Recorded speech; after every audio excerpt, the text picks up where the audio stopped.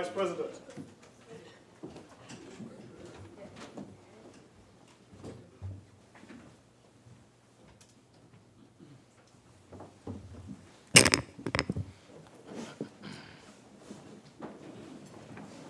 Senator Ameen, you have 26 minutes. Thank you very much, Mr. Vice President. Before the break, I was speaking about the United Nations rules for the protection of juveniles deprived of their liberty, and I was speaking of the special provisions covering various aspects of institutional life. I had mentioned that about the physical environment and accommodation, which are covered by Regulations 6, 7, 8, 10, and 11. But I want to make special mention of Regulation 9, which deals with residents with disabilities. And the regulations indicate, I want to read it. A rehabilitation is just 2 lines, not a line and a half. A rehabilitation center shall have adequate facilities for the needs of a resident with a physical disability. So there is no need for Regulation 9, Minister. There is no need for a facility to be equipped to deal with persons with disability, whether it is visitors or residents. And I have a concern because if a child goes into that facility as a resident, the facility will then be required to take steps to make the building compliant, to make the facility suitable at that point. But it would take, of course, it would take some time. And sometimes a child doesn't spend that much time in there. So a part of their time in that facility will be spent without the proper amenities for disabled persons. And the question is, my suggestion is that this regulation be amended to require the facilities, to require the centers to have adequate facilities for residents with a physical disability, not for a resident. And by simply removing the A, it means that it would be outfitted for persons with disability, whether there is a resident there at the time with a disability or not, so that the the center is able to receive a person and they will be comfortably accommodated based on their disability. And I feel that that is something that we must, as we continue to ensure that all persons, including persons with disability, have equal access, and it, of course, includes all government buildings and so on. Mr. Vice President, another point of the special provisions that the UN rules mention is with regards to education. But before I go there, 2 points that the 2 special provisions that the UN rules mention is with regards to recreation. There are no provisions for recreation facilities, although it is, I know you may say it's implied, but there is no part. And I believe that play is an important part of rehabilitation and the development of a child. And without mentioning that, and without making specific reference, there is the risk that those facilities would not be properly, will not properly support recreation and therefore miss out on a serious avenue to develop and rehabilitate the child.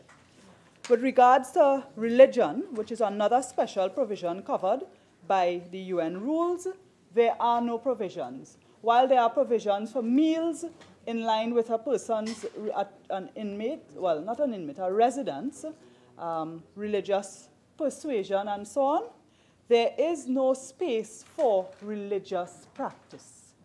And I know we try to make everything that is state-run, we try to move away from religion.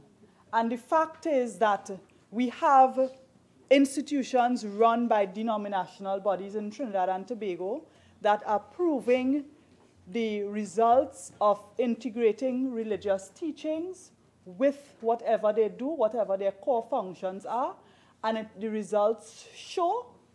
And I think it's important for religion to play a role, whatever your religion. And I don't know who said it, but I hear it repeated very often when I attend functions of different religious persuasions. If you are a good Hindu, if you are Hindu, be a good Hindu. If you are Muslim, be a good Muslim. If you are Christian, be a good Christian. And we must allow the opportunity to have our religious leaders and our religious bodies play a role without forcing any resident to participate in something that is against their belief, but providing the opportunity for if they wish to practice their religion or learn more of other religions. And I know the minister who pilots it, I think she shares in that belief of the need to incorporate religion. So that is an area I would have liked to see incorporated, and it's mentioned in the UN rules. I now want to speak to education, which is also mentioned. Regulation 12 talks about the education. And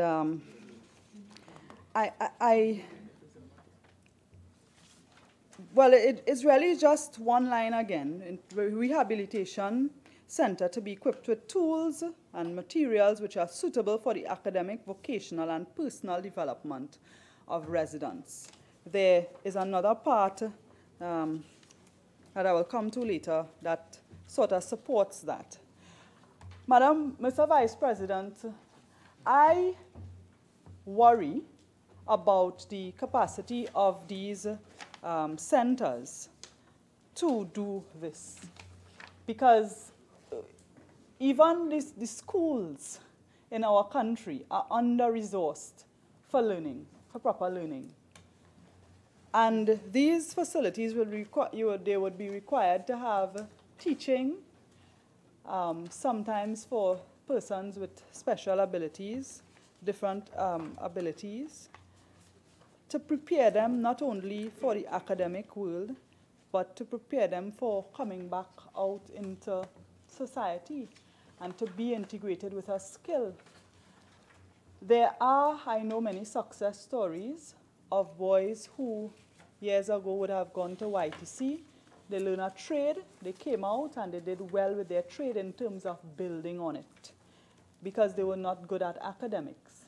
But with so many fields available now in terms of technology, in terms of IT, apart from what we know as the traditional plumbing and masonry and tiling, and all of those things, I think, have to be considered.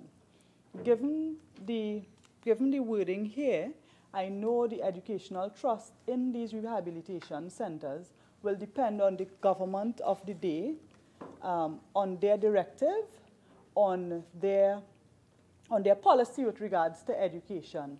And when it comes to TechVoc, when it comes to IT and other non-traditional areas of education, this government's trust is very, very different to the former government, where we have seen a number of programs and initiatives shut down.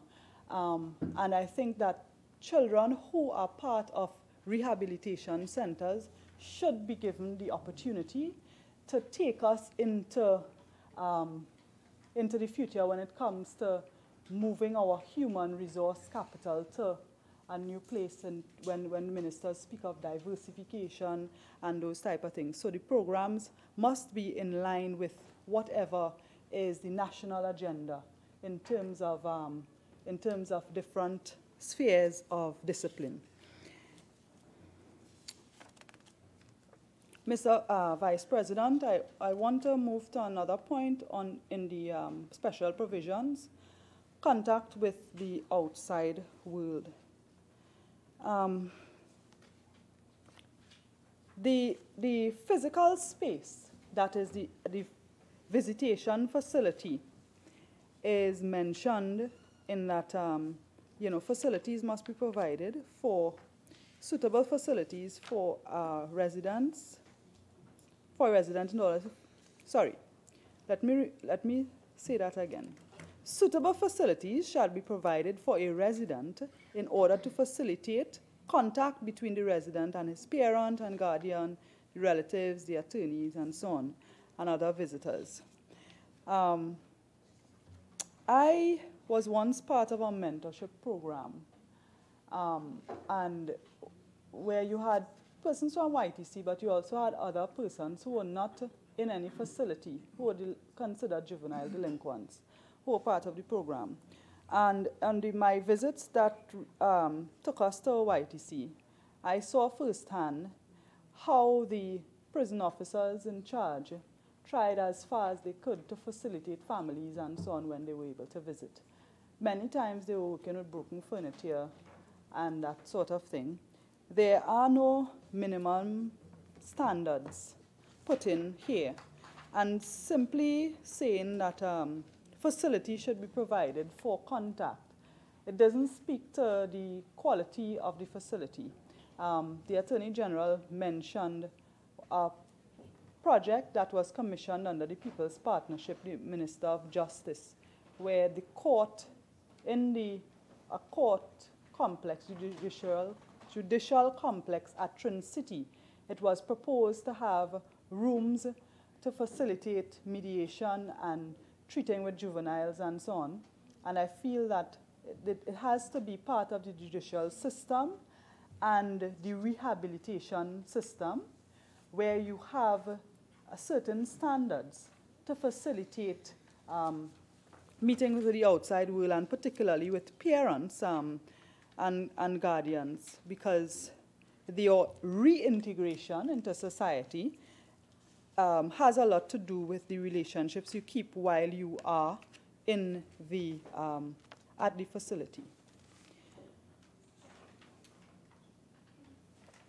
Mr. Vice President, I want to move to the section which deals with the welfare of residents. That is from Part 5, right?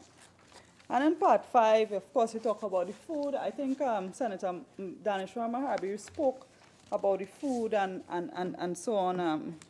I don't want to go too much into that. But again, under welfare, you deal with C, item C, in Regulation 16, where it speaks to educational programs, and that sort of gives a little more detail to the regulation that I mentioned earlier in terms of the education facility. But the provision of special education programs where the resident has a literacy, cognitive, or learning challenge. And then right after that, Part D speaks about appropriate medical care. There is a regulation that deals with case management and child management, but it's important for us to have proper diagnosis of any of these problems. Many people misdiagnose their own children. They misdiagnose themselves when it comes to learning disabilities and challenges such as those. So, Mr. President, I think somewhere we have to consider in the case management, and I would come to that in detail a little more, in terms of their procedure. I know that the Children's Authority has a procedure, and I was just looking for it here because I wanted to mention a few, but I don't want to run out of time. But just except to reiterate the need for proper diagnosis. And the rehabilitation, sorry, the behavior management now. Behavior management policy and the protection of a policy for residents in Regulation 17 should be communicated to staff, volunteers, visitors, and residents of the rehabilitation center in a manner suitable to their age and understanding. Mr. Vice President, while visitors may include parents or guardians,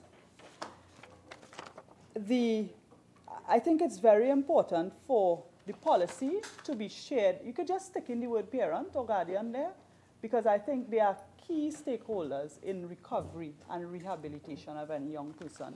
And I have seen instances where parents give up on children who are troublesome because they don't have the support. They don't know what is required to be the person to take reign and take charge of this child.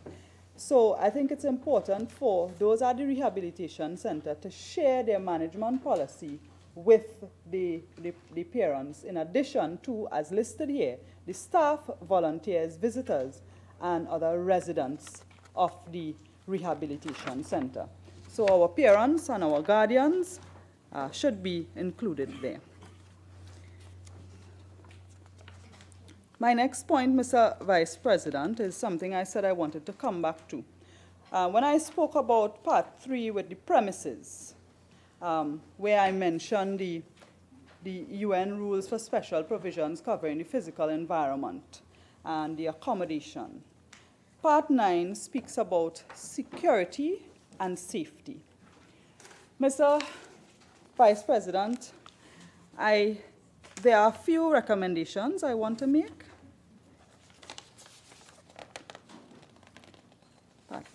Sorry, that is part 9, not part 5, part 9.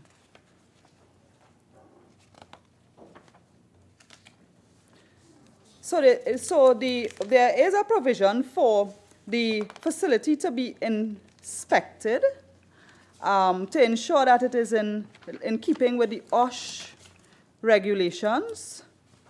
And the fire department is required to visit and be part of approving the, well, of course, it would include their entrance and egress and that kind of thing to prevent them from coming into harm. But where it says they must have an inspection of the fence and the perimeter and so on to ensure security, that is something I feel is an opportunity for us to incorporate the district police, perhaps the municipal police. There are considerations for local government reform, and I think that is an opportunity for us to include the regional corporations, because I know of homes not only for children, but also for the elderly and underprivileged, where the regional corporations, the city and boroughs play a role in, they have a relationship with these homes. They help with the maintenance of the facilities and so on.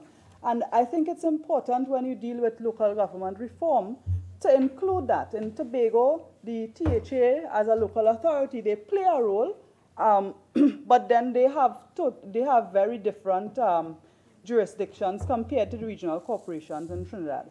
So when it comes to Regulation 22, where there is a requirement for an annual security risk assessment to be conducted to identify potential security risks and to put measures in place to address those risks and so on. The question here is, who does that security risk analysis? It should be, I think it should be indicated here, even if you just put something such as the Ministry of National Security, but you must hold someone accountable. Is it the manager of the facility who is going to be responsible for getting someone to do this risk analysis? Are they going to contract or hire a private person? Are they going to ask someone from the community to volunteer? Because many of the facilities have good relationships with their communities. So this is something I would like to see specified in terms of who is responsible for doing this annual security risk. Because according to the type of offense the child is involved in, there are risks and we are seeing a lot of revenge attacks, revenge killings, and children are not are not immune. And so it's important for the safety of these children, because if you have one resident who is a target, it means that every child and every staff member at that facility is at risk. And that goes for Regulation 23 as well, where you speak of a procedure for the surveillance of these rehabilitation centers. I mentioned the part about the evacuation plan and so on, where the division, the fire service division, is a part of doing that the records had to be available for the inspection of the fire service division. This would come in after, but I think we should apply a little further, because this OSH Act that is mentioned, it is said in accordance with the OSH Act that they should have an evacuation Senator, plan. you have 5 minutes. Thank you, Mr. Vice President, that there should be an evacuation plan. But the same OSH Act has requirements for certain things for a facility to be OSH compliant. And I think that that same procedure should be adopted when it comes to this Regulation 24, really should be expanded to make sure that these facilities are safe, and there must be an authorized state agency or body in charge of ensuring that there is compliance, and that could be OSH, and the fire services plays a role there. So that is something I would like to see an improvement on. Mr. Vice President, I know we were told that there's no committee stage for regulations, right? But this regulation, I think, was an opportunity for the government and the opposition and even the independent to have some collaboration, even outside of the strict rules of Parliament and the standing orders. There's nothing that prevents the minister, the office of the Prime Minister, the Attorney General, as has been done when there were other measures to be discussed, to contact the opposition or the independent bench and get their results. I remember, and get their opinions. I remember when there was a very controversial debate on FATCA, and there was a need to get support. The Attorney General met with the independent senators right in this Parliament building. And I feel if any one of those responsible for, well, the independents were invited. Let me correct that. The independents were invited. I think only one fella showed up. But the fact is that there was an initiative by the Attorney General to try to incorporate the views of others. And I feel if that had been done, what we have before us, one, would have been much stronger than it is now. The weaknesses would have been addressed. You would have the cooperation and collaboration from the different benches, and what you would have is a superior product. Mm-hmm. So if the government really is focused on getting the rules concerning the children's residences, rehabilitation centers, and rehabilitation in general, as they say, getting it in a gear, I think they could have done better than that. Mm-hmm. It is not too late. There are other ministers who may want to bring regulations, and I think you should try to be a little innovative in how you go about this. Mr. Vice President, I want to leave you with one quote. I just want to mention as well the need for training, need for professional training, and I won't have time to go in too much into it, but I think it was mentioned before, the need for professional training and our inability for these agencies to hire the quality of staff that they really need. And before I go, I want to share one quote that I used to hear when I was younger, and I thought my parents used to share that with my siblings and I because we were taller than the other children in school. And it is, a person is a person no matter how small. Mm-hmm. And it's a quote from Dr. Seuss. And I just want us to be mindful that a person is a person no matter how small in terms of age, in terms of his economic level, in terms of the social status. And when we make laws, when we deal with regulations or any form of legislation, we should always try to cater for the smallest of the small. So let us ensure that a person retains that dignity regardless of their age, regardless of their station in life, and that they will one day grow tall like me. Thank you, Mr. Vice President. Senator Richards. Thank you, Mr. Vice President, for the opportunity to contribute to this regulation, which is the Children's Community Residences Rehabilitation Centers Regulations 2018. Let me dispense with the formalities for Senator West's perspective. This contribution will be a relatively short one. My substantive contribution is really going to be on the Children's Community Residences, Children's Home, right? But I just wanted to put some thoughts on the record in this case because I think it's important. These may seem like, Mr. Vice President, simple motions, but really they're at the heart of what I believe can turn the tide in terms of the criminality we're seeing in Trinidad and Tobago. Because when you think of children's homes and rehabilitation centers, with the wave of criminality we're seeing in Trinidad and Tobago, I think these are golden opportunities to add a significant tool in the state's resources in turning that tide. Let me also start by congratulating Honorable Minister Ayanna Webster-Roy for piloting of the motions, because I think they're well-intentioned. This is my opinion.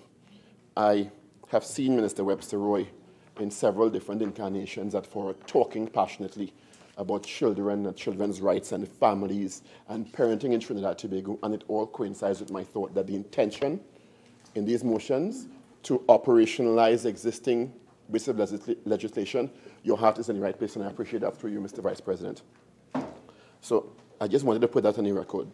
And on the other hand, I must voice my concern that for the second time and through Honorable Minister Ambrat, who was acting as leader of government business in the Senate at the time for Minister Franklin Khan, indicating government's position that at this time they will not be taking on any amendments to not have to send the regulations back down to the House to get it approved to bring it back up. And although I understand I'm not alien to the nuances of a legislative agenda and the time running out in this session, etc., and the need to get X and Y passed, I can't help but be concerned that sometimes, or in this instance, and certainly in the last time we met here, we are sacrificing effectiveness for expediency. And that has to be of concern. And I'm not, and I started by congratulating the minister because I don't want to be pejorative. It is not my intention to be pejorative. I think we all come together here, I can speak for myself anyway, in the interest of providing suggestions and critique, not criticism, critique in the interest of making better laws for the citizens of Trinidad and Tobago. So my intention is not to be condemnatory or pejorative in any way, but I really had to put that on the record. And I think if we're going to be asked to debate and make contributions, we should have the assurance that at least immediately, at least, some consideration is given to amending, because I think the importance of these regulations and the work the Honourable Minister has put into getting them here can only benefit from our suggestions and the amendments taken on board at this time. So I'm really concerned about that seemingly developing paradigm, but I hope it's not a permanent one. Mr. Vice President, the issue of crime, and it's in the context of community residences and rehabilitation centers and the regulations that we're debating here. Crime has a supply side, it has a sustenance side, and it has a demand side. The supply side is, Madam President, is poverty, social inequity, poor education system. The sustenance side of crime is state institutions that are not functioning or laws that are not delivering what they're intended to do. And the demand side is greedy gangs and criminals who want to enrich themselves. And we have to be careful that what we're putting in place does not meet muster to effect the envisioned change. And I'll state it again through you, Madam President, that these regulations, I think the Minister's intentions are noble, but there are some concerns that I will elucidate in terms of the specific regulations. And you really can't, and that's why I think these regulations are so important, because we have proven in Trinidad and Tobago that you cannot fight crime effectively by pouring billions of dollars into a Ministry of National Security. It is not the way to effectively fight crime and turn the tide. Crime can only be really fought by making meaningful changes in the education system, in restorative justice protocols, rehabilitation systems, and a redistribution of wealth, poverty eradication, and by providing opportunity and support, as we will see in this case in these regulations. Madam President, you know, the children's community residences and rehabilitation centers regulations speak to what we can really see coming to light on the pages of the seminal work by Dr. Selwyn Ryan, which is titled No Time to Quit, Engaging Youth at Risk, and the executive report to a committee on young males and crime in Trinidad and Tobago, and also on Professor Ramesh Deosaran's recent publication. And they both cite the same thing. So in terms of the vulnerable groups that these regulations and the rehabilitation centers are envisioned to correct. And part of what I'm seeing missing in the regs that will really make a difference is the issue of an understanding of the real origins of the behavior, the maladaptive behaviors that put these young men in these positions in the first place. So what will happen if this is not effected effectively is human beings are very good at changing behavior for a particular circumstance. And if the justice system sentences me to these establishments and real rehabilitation is not effected, I can control my behavior for that time and go back out and run amok again. And I would hate for that to be the case with these young men, and in some cases women, who go through these systems and the regulations are not strong enough to effect the kind of change I'm sure that the Honorable Minister has envisioned. So, with that said, you know, let me just quote some, and this will provide a kind of statistical backdrop to understanding the challenge we face. And this is from the Collaborative Child Development Program under Families in Action, which was chaired by Ms. Ivis Gibson, and the document was made available to me by Dr. David Bratt. And it cites the TNT Ministry of Education Student Support Services, which is quoted heavily in the regulations as areas of special concern, and this was from 2004. Learning and behaviorally challenged students based on a 30 percentile cutoff for essay results from 2001 to 2002, 15 to 20% of students. Intellectually challenged students found in every student group, also 15 to 20%. Underachievers, students who have the ability to perform but are poorly motivated because of domestic, social, and school-related problems, 40 to 50%. And it goes on to also cite academically proficient and gifted students.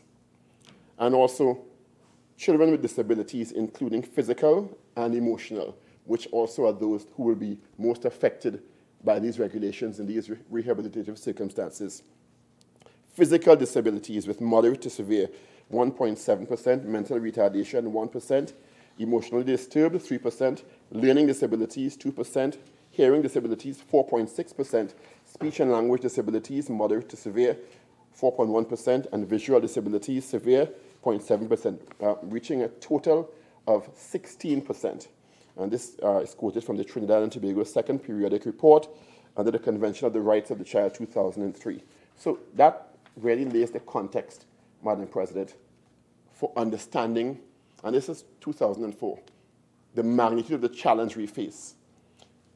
Let me go, because I said I wasn't going to be long on this one, but I will certainly be more substantive on the other one, to the specific areas that I think could have used a bit of a finessing, if I could use that word. And a couple word changes and language changes would, to me, have made a significant difference. The first one is in Part 1, Part 1, Reg 2. And in these regulations, and I'm going down to 5, responsibility includes custody, charge, care, and control. And it's ironic to me that a regulation that's titled the Children's Community Residences Rehabilitation Center Regulations 2018 has under responsibility, and in responsibility, and the words used are mandates under responsibility. So they include, once again, custody, charge, care, and control. I would have thought that rehabilitation would have been front and center there as a basic premise for responsibility of the authority. And it should also include monitoring, because control is not as important in a rehabilitative context as the word and the mandate of rehabilitation. And that would make the regulations more forceful in terms of the authority or the agency understanding that it is part of your remit under the law stated for rehabilitation. And people will say, well, it's in the title, but it's not in the mandate because the mandate has custody, charge, care, and control. So that would, to me, respectively, I suggest it be included there. Also, in terms of the 5 also, on the next page, staff includes the officers assigned to the rehabilitation center. And there's no specific reference to mental health care professionals qualified at a particular level. And I know the statement, the response can be, well, the collaboration is with the Children's Authority, who will be the administering body through which assessments are done. But I'm thinking if these are rehabilitation centers, it should specifically state mental health care professional with a particular credential. I also have issues, and I will just go over them quickly, that Senator Mahabir and others may have raised. In terms of a rehabilitation center shall be adequately lit, adequately ventilated, and suitably furnished. According to UN conventions, and I know the AG spoke about, we can't do best practice, but we can aspire to best practice. And these adequately lit, there are specifications in international conventions for what adequately lit means, or adequately ventilated, or suitably furnished. Otherwise, it's open to wide interpretation from someone who may not be qualified. So it may be counterproductive, through you, Madam President, to the intent of the regulation. Sorry. Also, please, I actually am hoping, I think it might be a vain hope, that for one sitting, I may not have to ask whichever senator that offending device, could you leave the chamber and you return in 10 minutes, please? I long for the day when I don't have to see that. Continue, Senator Richard. Thank you, Madam President. The other area I want to flag is Regulation 8, and there is a part under Part C, which says, Part C2, allow for physical exercise and mental stimulation. Mental stimulation is a very unscientific and broad term. I don't know what that means in the educational or psychological world. There's no such official category as mental stimulation. Mental stimulation could be looking up in the sky or reading a comic book, with all due respect. And that needs to be a lot tighter in terms of the intent. And as I said, I hope I'm not sounding pejorative, through you, Minister. I'm really not intending to be. You know? Also, there's an absence in terms of the rehabilitation center in Reg 8, a space where therapeutic interventions with residents can take place. In best practice, there should also be specified a room for separation if behavior becomes out of hand, that is outfitted to protect the individual and others, because in this context, some residents may become so agitated that you want to separate them for specified periods as advised by the mental health care professional. it's timeout, but it's not condemnatory timeout. It is timeout for their own safety and for the safety of others. And a room, a special location needs to be identified and specified in terms of the requirements for the walls so the person may not hurt themselves further if that is the case, or hurt others. So I think that was missing where the regulations are concerned. Also, in terms of Regulation 12, a rehabilitation center shall be equipped with tools and materials which are suitable for academic, vocational, and personal development of residents. If it is not stated that the tools for learning disability intervention is not here, normal academic intervention is not going to be adequate. Because as I referenced in the document earlier, there's quite a significant percentage of residents who end up in these facilities who obviously have some sort of learning challenge and will need special intervention. And the tools need to be part and parcel of the equipment on site. So I'm hoping that can be included in terms of equipment for learning disability interventions. Also, in Regulation Part 4, Regulation 2I, the names and addresses and contact numbers of every of his siblings, well, in Trinidad context, that could be quite challenging, and other close relatives, I would suggest instead of close, because close is a very subjective term, immediate relatives would be tidier, because close relative could be very subjectively interpreted. Also, in Part 5 of this section, within 24 hours of the arrival at the rehabilitation center, each resident shall be, in Part B, provided a copy of the resident's handbook, and where the resident in Part 6 is unable to read, the superintendent shall ensure that the contents of the resident's handbook are read and explained to the residents. It is unlikely without specification that some of these residents who may have challenges would be able to get an understanding, a comprehensive understanding of what the rules and requirements are in the handbook in one statement, in one go.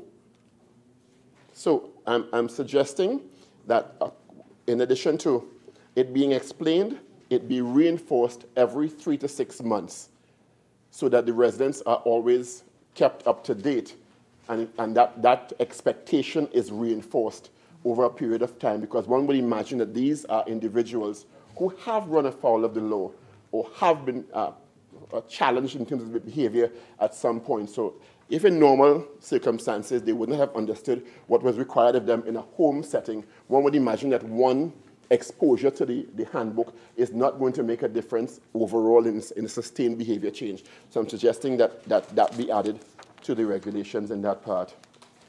In Part 15, 1, any individual care plan shall be developed for each residence, which is, of course, a behavior, psycho-emotional assessment.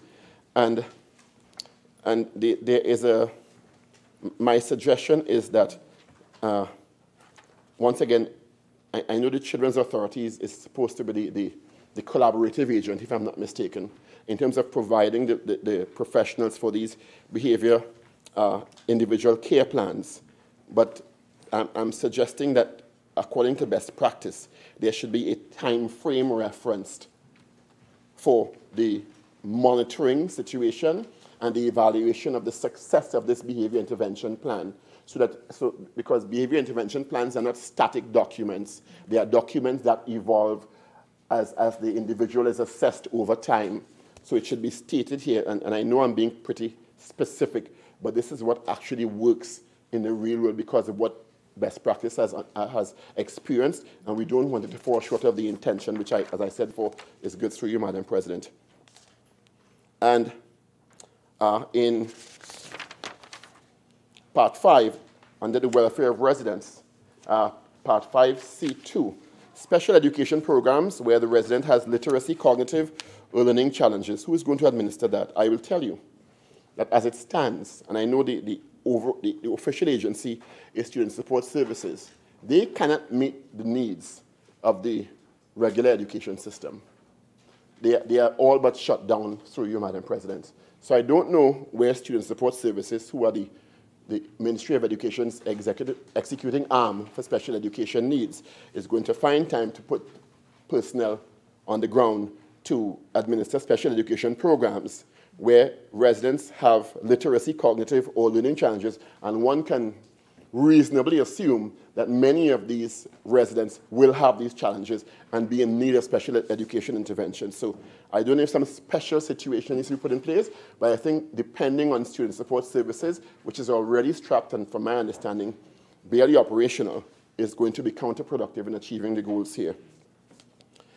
In terms of 17.1, a rehabilitation center shall have a written behavior management policy that is communicated to staff, volunteers, visitors, and residents of a rehabilitation center in a manner suitable for their age and understanding.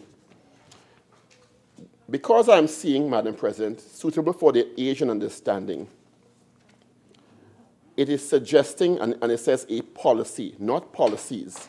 It is suggesting that there is one policy that is going to be applicable to all residents.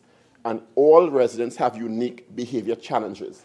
So that should be policies or programs for each individual, because you can have a general overarching thematic behavior policy, but each individual must have a specific behavior plan and protocol tailor-made for that individual's specific needs.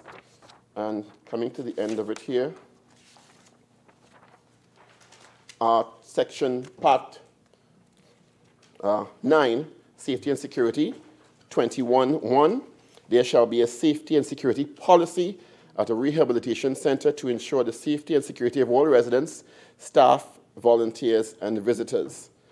I would humbly suggest we include in that lineup professionals, because it may not be covered by mere visitors, and volunteers may construe a different kind of meaning, and one would certainly understand the need for professionals to be included in that in terms of providing diagnostics and intervention. Also, and this is the language, it's part 10, records, part 25, 25G3. And I'll read from the top of G, a dormitory surveillance log specifying the following details. The time when surveillance was conducted, 2, the name of the officer of the rehabilitation center who conducted the surveillance, 3, any unusual behavior or complaints. And if you understand restorative justice and rehabilitation center, we need to be a lot more specific than just unusual behavior. Unusual behavior is quite subjective under these circumstances, because these are young people who are going through behavior intervention programs, and their behavior will change from time to time. So if I taught you something yesterday, you may apply it today, and that may be considered unusual behavior. And I know it sounds specific, but that's just the nature of the beast in these cases. And finally, Madam President, in terms of records, 6, there shall be a destruction policy with respect to any records pertaining to the rehabilitation center.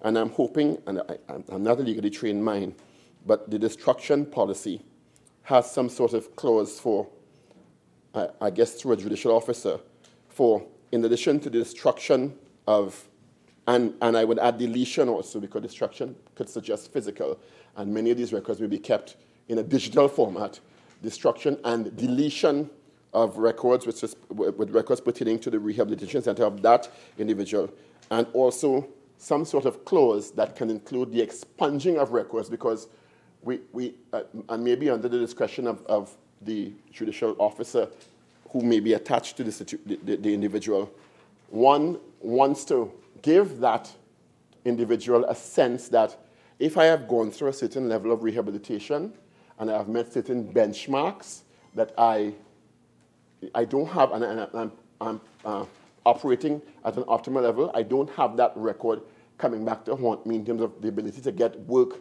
and to lead a productive life in society. The final comment I want to make on this, Madam President, is I know the AG spoke about, the Honorable AG, sorry, spoke about the work that has been done at the YTC Center, but I will tell you, in psychology and social science, there are several theories that speak to environment. And I would tell you, that as much as I agree with the AG that the specific prisons officers are doing a great job with what they have, and they have limited resources in terms of the intervention strategies that they've been able to apply and making some progress. Just the mere thought that I am a young person trying to turn my life around, circumstances and environment make a big difference. And I am next to the Golden Grove prison, and I am supervised by prisons officers, sends a particular psychological message to me that is not in keeping with best practice.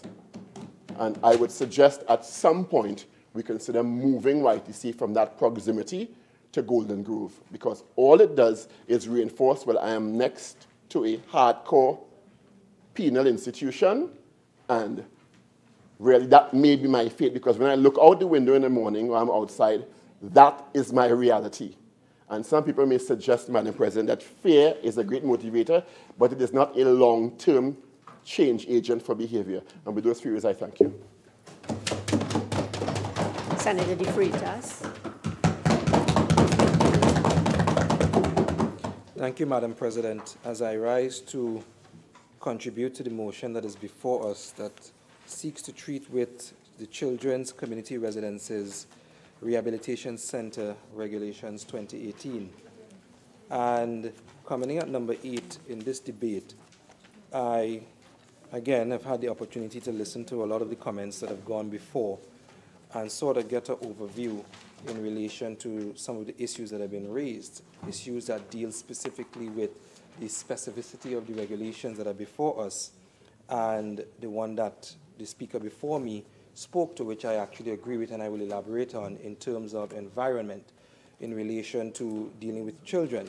But Madam President, I just want to refer to a particular comment that I made in my maiden contribution in this House, and those that were here at that point in time would remember it, but those that were not will hear it now, and that is the general principle that I think every government coming to power tries to achieve in relation to the development of a nation, and that is the greatness of a nation is not based solely on the amount of money in the treasury or the size of any army, but predominantly on how we the people treat the weakest amongst us.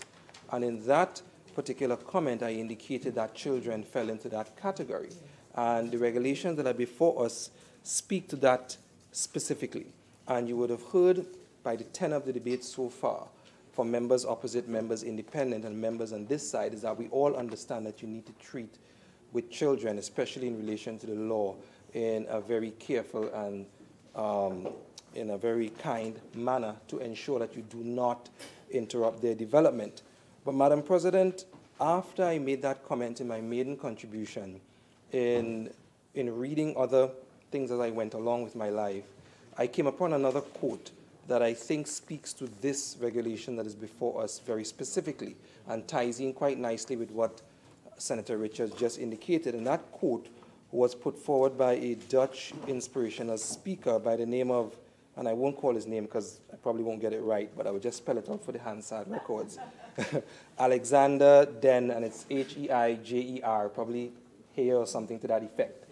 And what he said was, when a flower doesn't bloom, you fix the environment in which it grows, not the flower. And I think when you take that into consideration with the regulations that's before us and apply it to children, it stands true in the sense that when we talk about children that have gone awry of the law or are bad, so to speak, as we say in Trinidad and Tobago culture, we tend to look at the child as something is wrong with the child. And in the comments made by Senator Ramdeen in his contribution, he made a very valid point in terms of how the law views the child and how any jurisdiction would try to treat with children in relation to law. And he spoke to two sentiments coming forward, the first being the law looking at children to say, what did you do wrong, or trying to get the child to figure out what they did wrong in that relation, and then moving forward to a more modern sentiment, which is what went wrong with that child. And what I would like to say, Madam President, is based on the quote that I just read out from the Dutch inspirational speaker, I think it's more along the lines of looking to see what went wrong in the environment of that child and not specifically with the child itself.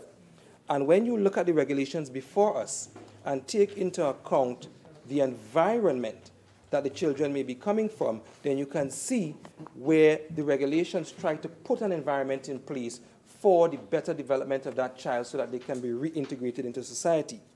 So what am I speaking about? What am I speaking about specifically? So, Madam President, as many speakers have gone through the regulations clause by clause, section by section, part by part, again, I will take a more holistic approach. And that approach in terms of the environment and creating the proper environment in these rehabilitation centers, you look at the structure by way of rules and disciplines. You look at the health of the child by way of their psychological health and their physical health. And you look at overall safety in relation to safety from other residents, safety from themselves, safety from staff, and safety of the staff from them. And the various sections in the regulations before us would speak to each one of these categories. And so, Madam President, under structure, in relation to rules and disciplines, you would notice that under the part that deals with admissions of residents, in 24 hours of being registered into the rehabilitation center, it speaks to a resident's handbook, which it actually breaks down for the various age groups of individuals that may be in the rehabilitation center to make sure that they understand what are the policies and procedures that are required for the rehabilitation center, what is the rules that need to be happening in the rehabilitation center, and more importantly, what is the disciplinary measures that will be taken if these rules are broken. And that seeks to provide structure for the individuals that are entering the rehabilitation center at that first point of coming in by way of admission. It even goes on to speak to, after you're admitted, the behavioral management policy that is put forward, whereby individuals, as well as visitors, as well as, and I think I heard members opposite speak to, you should really identify parents and guardians in that, but I think it's caught up in visitors, because what is trying to be achieved here is that everyone that comes into contact with a resident, even the resident themselves, must understand this behavioral management policy. And therefore, you have that structure being created by way of rules and disciplines so that they can continue to follow that in terms of creating the correct environment for them so that they can return to society as upstanding citizens. And so, Madam President, moving on to health in relation to the creation of that environment for the residents.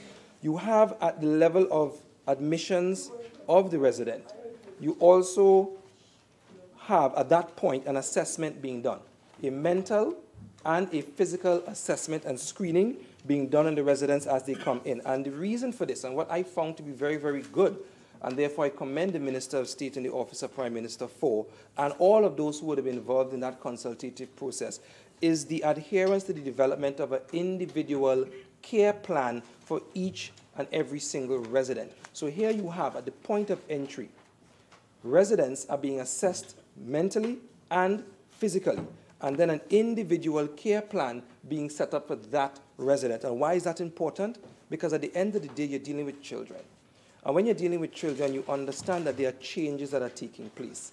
And with these changes, you may start off at one point and end up at a completely different point.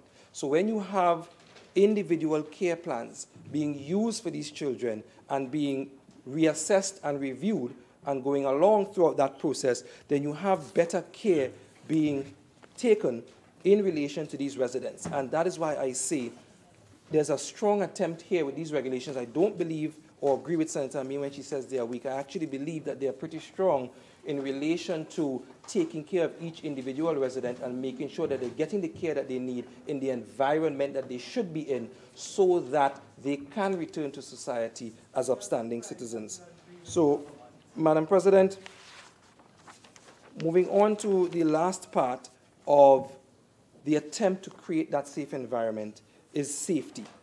And, well, actually, let me just go back to health, because one aspect under Part 4, Section 18(1) to 3, it speaks to communication and visits, and I think that is important in relation to the mental aspect of individual residents. Why? Because you don't want to cut them off completely from their family unless it is in their best interest to do so. So even though they may have gone awry of the law based on whatever environment that they may be coming from, as long as the family unit is not integral in that part, causing them to go awry in that sense, because it could be, as we pass anti-gang legislation, it could be their friends that have caused that. You don't want to cut off the family, because the family will be an integral part in helping them to develop and continue to grow. And so these regulations speak to outlying specific areas where you can infrastructurally have visits taking place, but more importantly, it even goes more specific to say that you are guaranteed 1 visit per week. And you heard the Attorney General in his contribution speak to in relation to the women's prisons, where you would have prisoners only being able to visit with their children once a year. So this particular regulations, as it relates to children, speaks to the ability of the children to have visits with their parent or guardian guaranteed once per week, and it can go even further to have more as per order of the court, or where there's exceptions to the rule. No, it actually says once per week for parent, guardian, or the individual who's responsible for that child. So it says, I will get that for you. So like I said, if you actually read part 6, section 18, 1 to 3, right, where it outlines the physical welfare. Right. Another thing that it says, Madam President, in relation to the communication and visits is that, and this is important, because as I said, the visitations by parents, guardians, or the person that's responsible for the children is something that's important to the mental development of the child. And what it says in that section as well is that this is enshrined so as not to be subject to discipline. So you have staff who may, in dealing with residents of the rehabilitation center, may feel it necessary to discipline the children by saying you cannot have this visit. But that visit is enshrined and it's guaranteed as once per week, and therefore you cannot take that away from the residents if it is that they break any of the rules. So, Madam President, moving on to safety and security. We have in the regulations a safety and security policy put forward in section 9, part 21, 1 to 3, where you have, it outlines how you conduct searches in terms of housing, in terms of residents themselves. It outlines the training of staff that is required to ensure that they do these searches properly for the protection of the residents and the staff. It also speaks to, in terms of infrastructure, the risk assessments that are done in relation to safety. But more importantly, Madam President, when you're talking about protection from other residents and protection of the residents from themselves, it talks about surveillance, training for staff as it relates to surveillance, so that you have that opportunity to see what is going on the premises to make sure that these children are not hurting themselves or hurting others. But the most robust part of these regulations, as I always say, is the feedback and the feedback that you get by way of complaints from the residents. And one of the key aspects of this is the ability of the residents to complain not to the commissioner alone, but directly to the authority. So if, for example, there's a complaint in relation to the commissioner or the person in charge of the rehabilitation center, then you would have had a breakdown in the ability of the authority to truly find out what is going on in the center by way of those complaints and properly investigate. And so these regulations speak specifically to the ability of the children in the rehabilitation center to have complaints made directly to the authority, and I think that is important.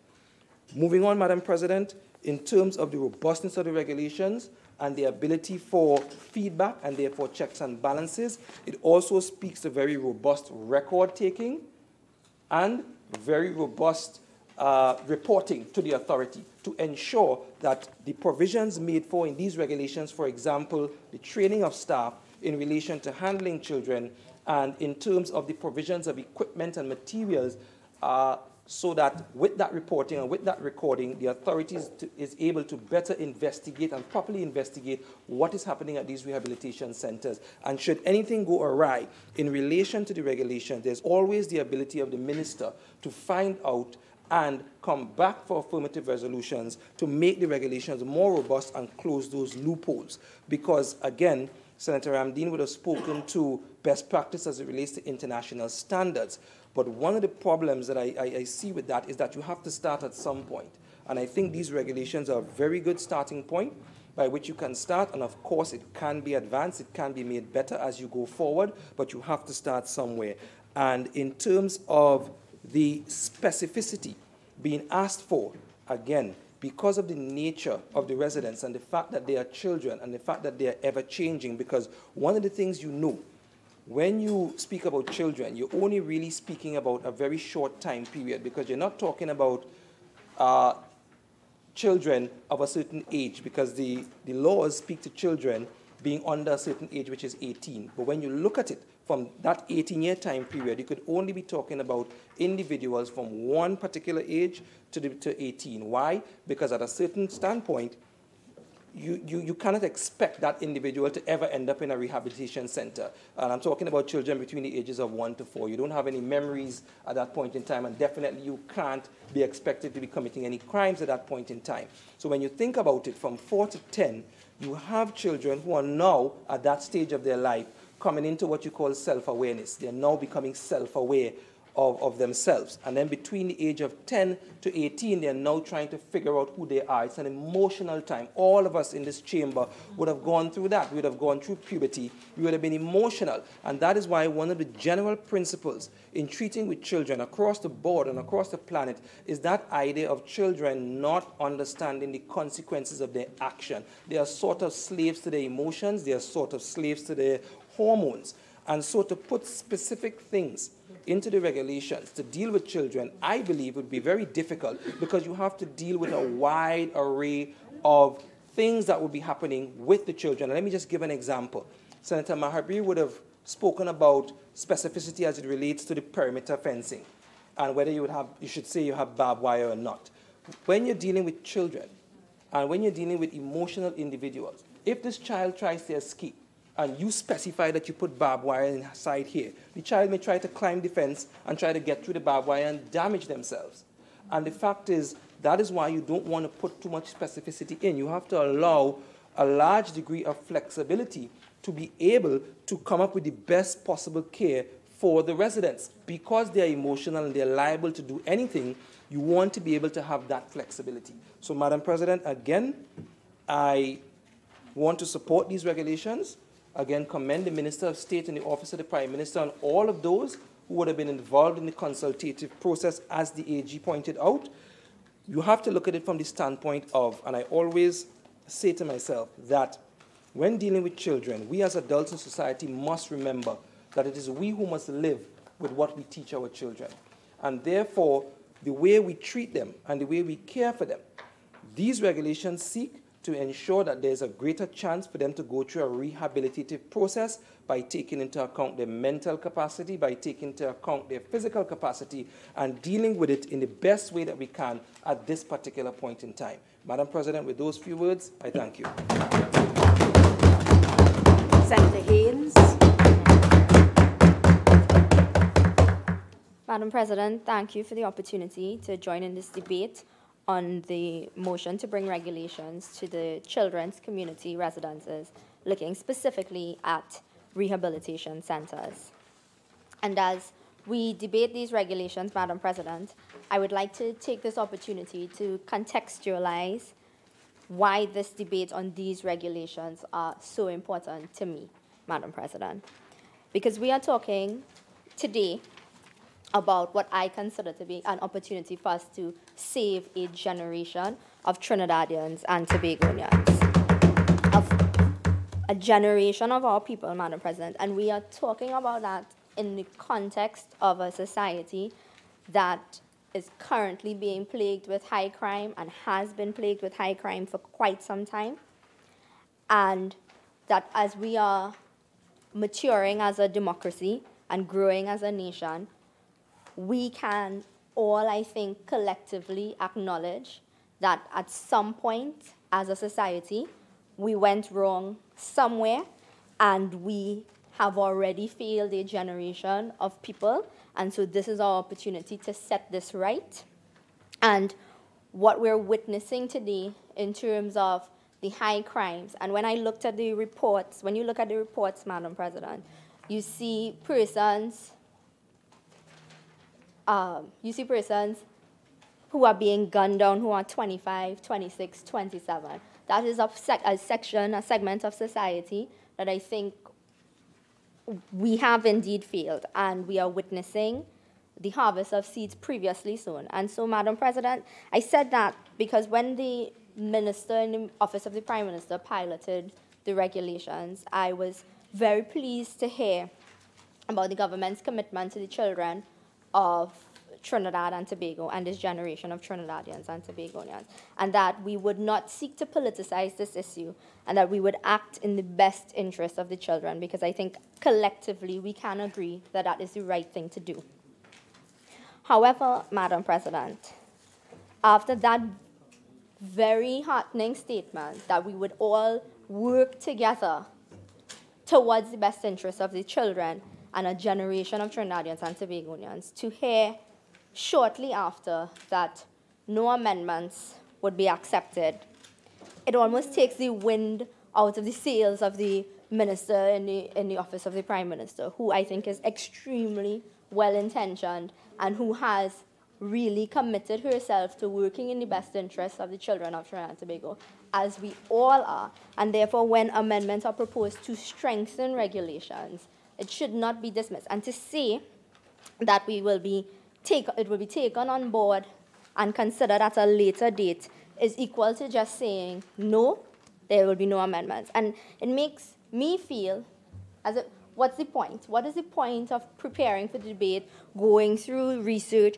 trying to find ways to fix regulations, and then we're being told that we're here and we are expected to be a rubber stamp, that we are expected to just say, and the statement we hear over and over is time to get past the analysis paralysis, and that we should just start and get something done. But I started the contribution by saying what we're here to do, Madam President, is save a generation of Trinidadians and Tobagonians. And therefore, if there is one set of regulations that we absolutely must get right, as opposed to just getting done, it would be these regulations. And that takes me, Senator Ramdeen shared quite a bit of material and did speak to the international best practice. And as I'm on that point, the Attorney General did note that we cannot put international best practice into place right now, and he listed 3 reasons. I only got 2, plant and machinery and training, but I'm sure the 3rd one will come to me at some point. But in saying that we cannot look at international best practice in this moment, and then we cannot look at amendments to strengthen the regulations in this moment, so then what exactly are we doing then? We're not trying to get the best possible standards. We're not even trying to strengthen the ones before us with the help of the House. What exactly are we doing? But this takes me, Madam President, to the United Nations Standard on Minimum Rules for the Administration of Juvenile Justice, known as the Beijing Rules. And I just want to read section 1.4, which I think is very important for our understanding of what we're doing. Juvenile justice shall be conceived as an integral part of the national development process of each country, with a comprehensive framework of social justice for all juveniles, thus at the same time contributing to the protection of the young and the maintenance of peaceful order in society. Madam President, what this says is these regulations, as well as the bills that they are annexed to, must form part of our national development strategy and our national and where we seek to take ourselves as a nation. And I thought Senator Mahavir's contribution, as well as his amendments that placed before us, were important, because as I was going through the regulations in the context of what I read in the Beijing rules, I said to myself, well, these are the most basic level requirements. And I understand Senator de Freitas' point as to allow for a certain level of flexibility within the regulations to make them workable. However, if we, and I think what we're being asked here to do is almost lower our own expectations of what we can expect for ourselves and what we can contribute as a parliament to society. And I am not prepared to do that. I am not prepared to lower my standards and what I can expect from regulations for this very important matter. So, in Senator Mahabir's amendments, which I am looking for. You have that? Yeah. And so I'll go through the regulations and just address the ones that I have particular issues with. Thank you. So starting with part 2, staff, that's regulation 4, training for staff. And Senator Mahabir and I think, were on the same wavelength on the idea that this training for staff, the regulation says the Rehabilitation Center shall be provided with relevant and continuous training with respect to the care and management of residents. And this is what I say when I say we're being presented with a very basic and very low threshold for what we can expect here. Because, Madam President, it's very simple to put a time requirement in for training. If you look, again, at international best practice, or even if you think about what the staff composition in a rehabilitation center should look like, which the regulations are silent on, you have to think about who the staff would be dealing with and what kind of expertise you would need, bearing in mind, Madam President, that juvenile justice and juvenile delinquency come with a very specific list of risk factors, which include very sensitive things like victims of child abuse and family disintegration. You're looking at people coming from a range of socioeconomic conditions. You are looking at a group of people who we have all admitted by our contributions here are persons that we as a nation must invest in saving and reintroducing into society as productive members of society. And then when you look at the staff and training for staff and the regulations, and looking at Regulation 4, it just simply says continuous training to maintain the care and management of residents. And that's simply not good enough. One, tell us what the staff composition in the rehabilitation center should look like. And that's not something that is difficult or that would be particularly onerous on the government to do. And then tell us how you will maintain the training. On the premises, I also share Senator Mahabir's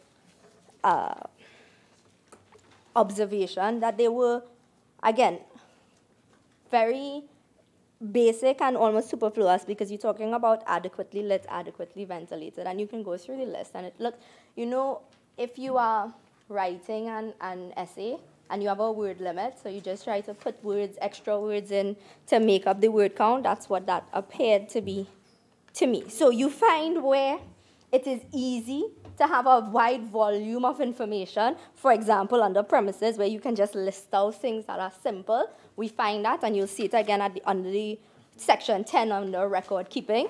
But where it's a little more difficult and nuanced and more thought had to go into it, you find that it's a shorter section with less details, and you get a real skeleton approach, and then you're told, be flexible.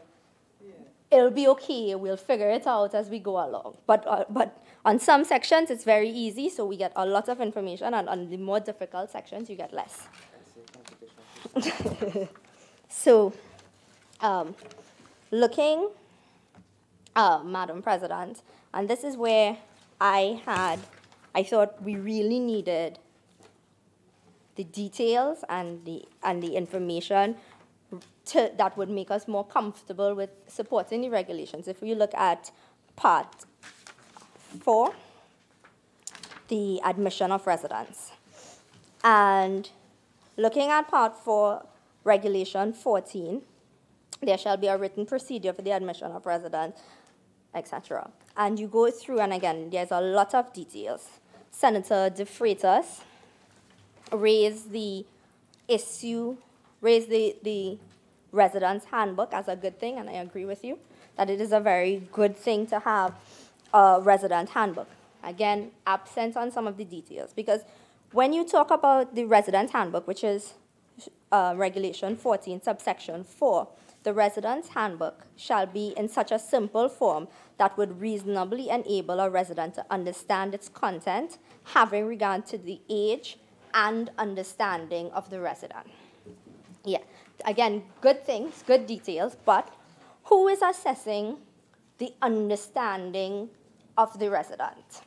So you have the handbook, and you have acknowledged that different age ranges need to be specifically catered to. But we must also come with it from the understanding that your age range does not directly correlate to your understanding levels. So it goes back to my earlier question on the staffing and what the staffing in the rehabilitation centers would look like, and who will be assessing the understanding of the resident.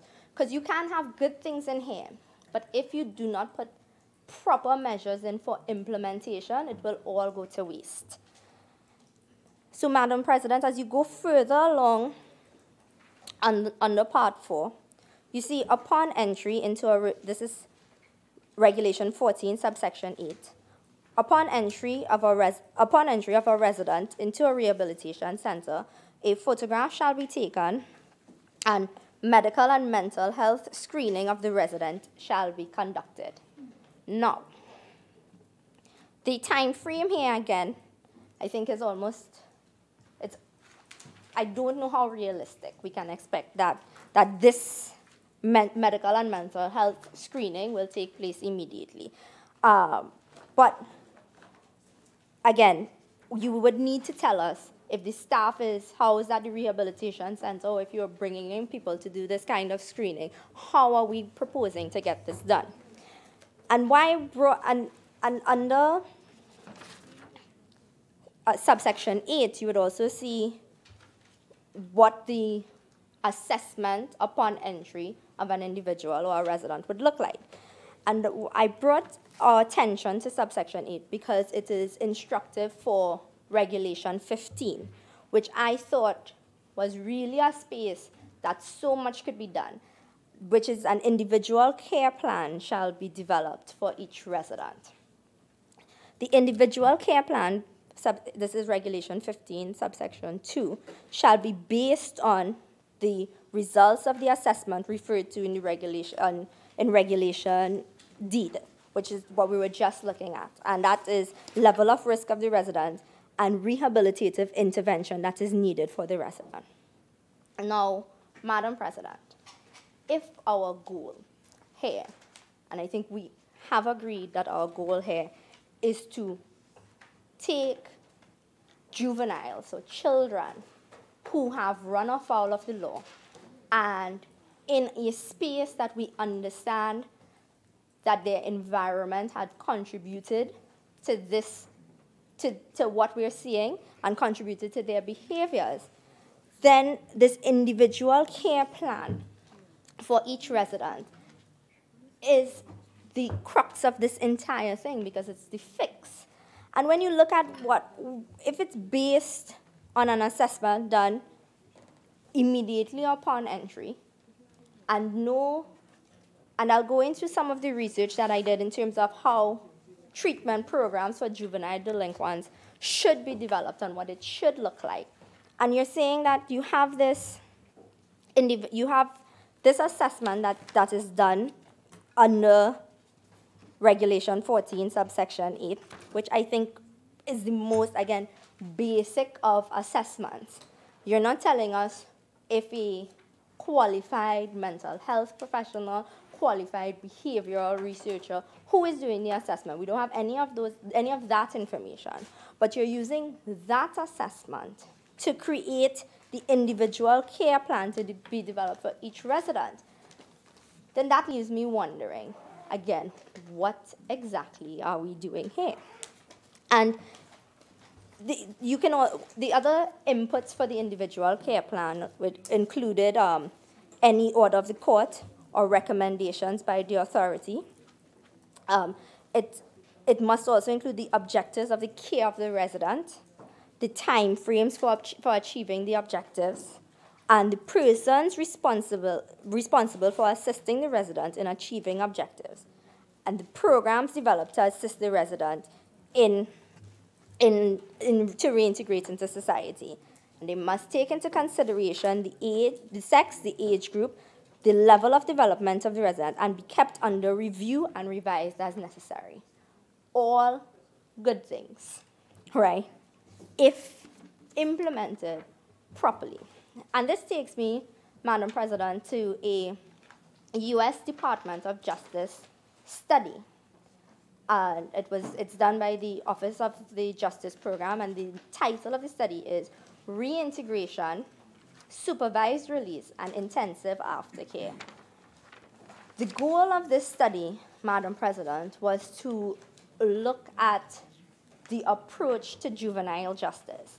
And the study starts off by noting this under the subheading Treatment Programs for Juvenile Delinquents, that it is usually assumed that adolescents deserve and require special handling because they are in a formative period, and criminal behavior at this stage in life will not necessarily be continued into adulthood, which goes back to Senator Richards' point on YTC and its location and the impact on the psychology of persons who are housed in that institution.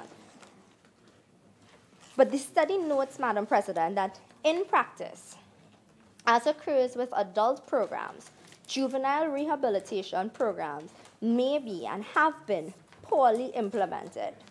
Strengthening the implementation of existing rehabilitation and delinquency prevention programs and can substantially reduce the future criminality.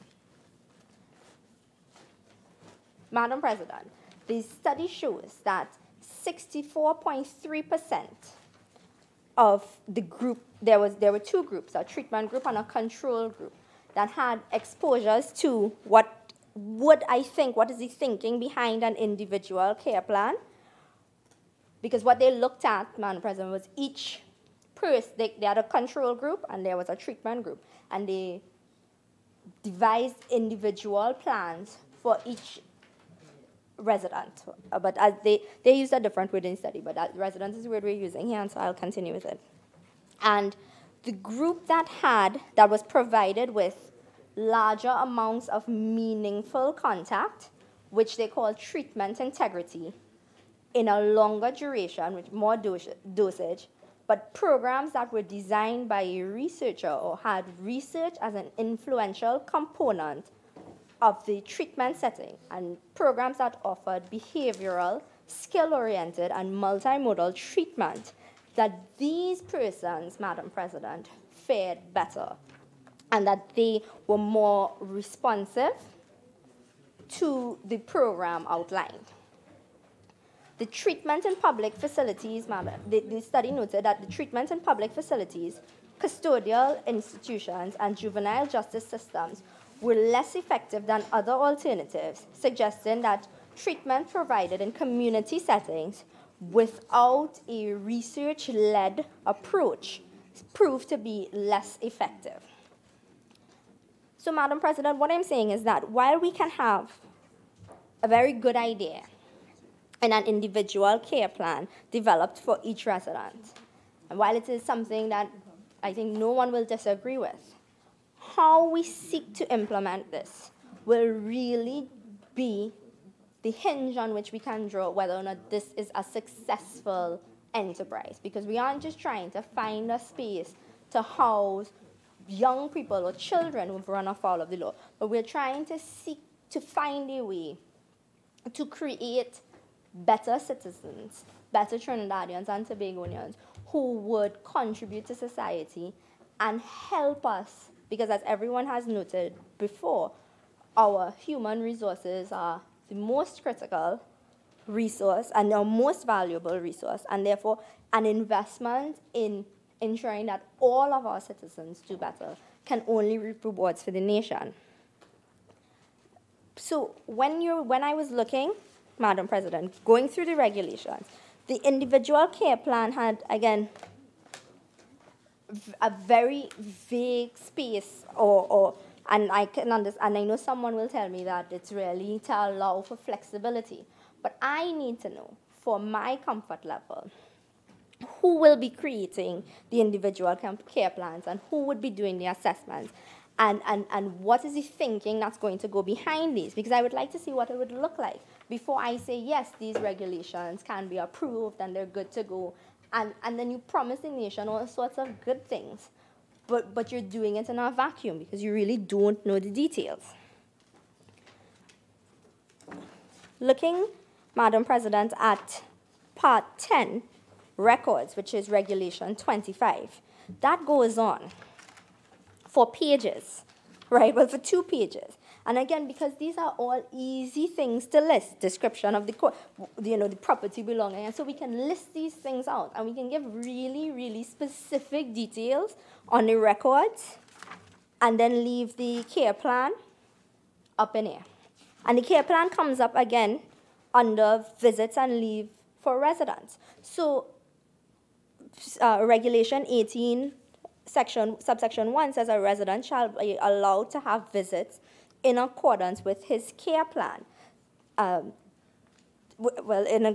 These regulations and the Child Rehabilitation Center regulation, right? So you're looking again that the individual care plan becomes critical because it also impacts, according to the regulations, the visits and leave for residents. So my intervention is to say that there must be more thinking and a more robust development, or at least some contribution here today that will tell us what these individual care plans would look like, how they would be developed, etc.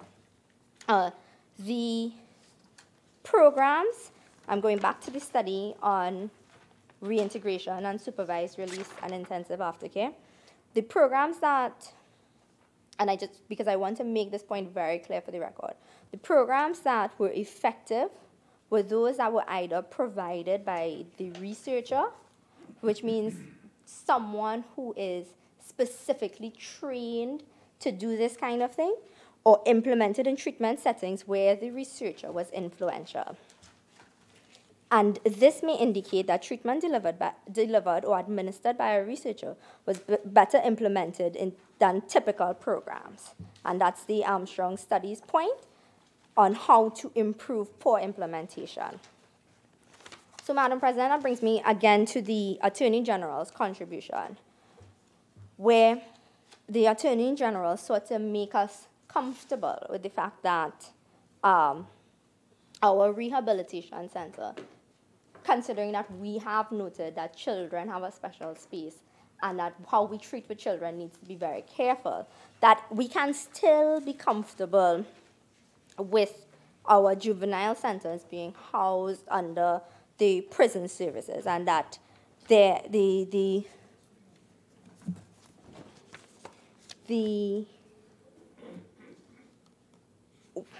think what the Attorney General said, that there were specialist officers and that the prison management that they were the best trained in the field, and there were special officers who were equipped to deal with this kind of thing.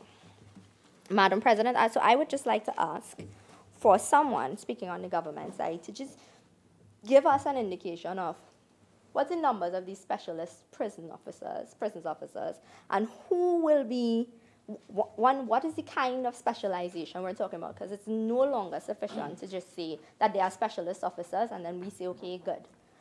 We need to know, because I looked it up before standing to contribute today, and what I found was the child protection unit to be established within the Trinidad and Tobago Police Service, right?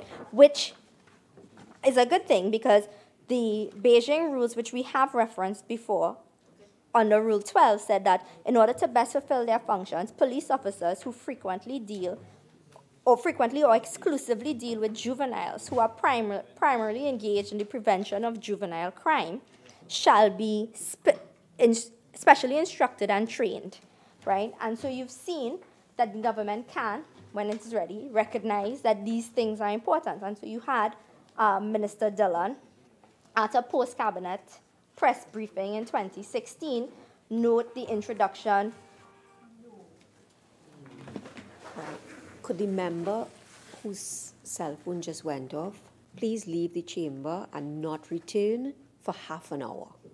Notice I'm forced to increase the time that you'll be out of the chamber, and beware any other senator, because you may find that your time out of the chamber will be unexpectedly long.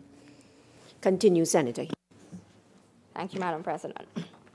And that the Child Protection Unit established under the TTPS, and I like this, and I'm bringing this into the record because I'm showing that when we are ready to do these things correctly, it can be done.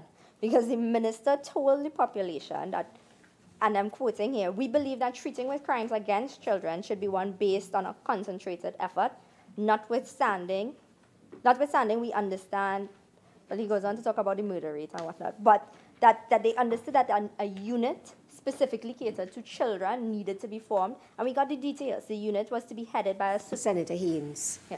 I've been listening very carefully to what you've been saying. You've made the point, and I think you can move on. You're spending quite a bit of time on this particular point, so can you move on, please? Yes, Madam President. What I would like to know is for similar details on what the Child Protection Unit within the TTPS looks like, because the Attorney General introduced it in the debate.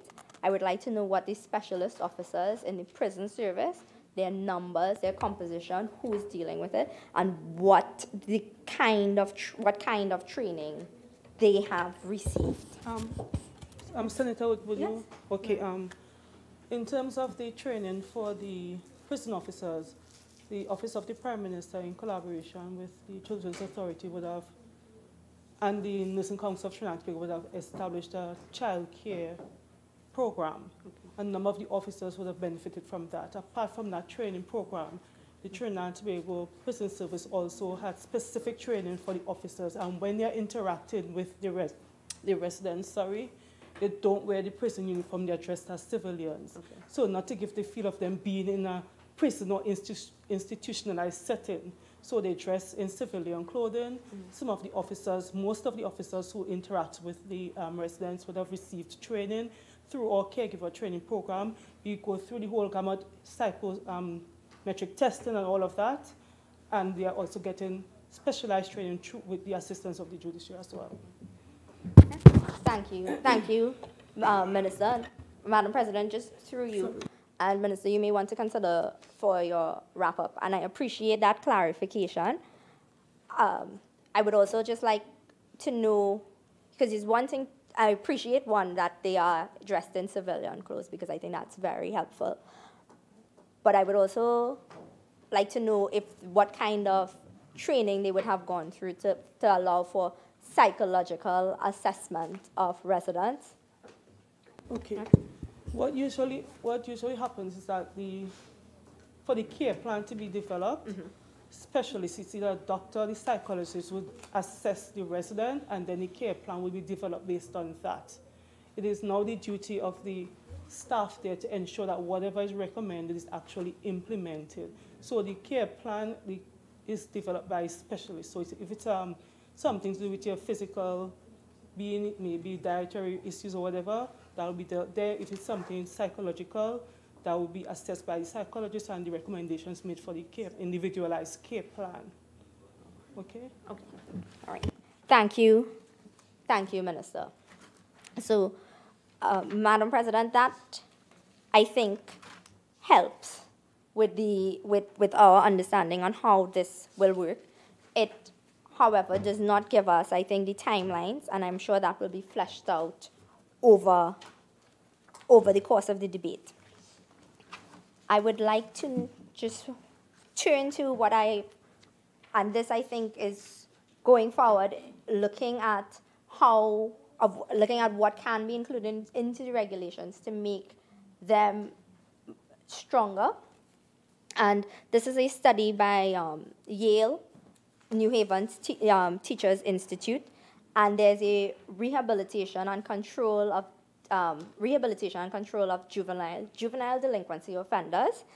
And this study, I think, was done, this study was done to look at, to give to rehabilitation centers, because it's coming from the assessment that the federal government within the United States had not proposed a robust enough system that would look at juvenile offenders and how you can prevent any reoccurrence of crime. And the activities listed and the objectives listed is that they wanted students, and they referred to the residents as students, because they looked at the detention center or the resident as a space for learning and creating a new mindset. And my suggestion, Madam President, here is that as part of the time in a community residence, the study of civics, and I know how it is approached.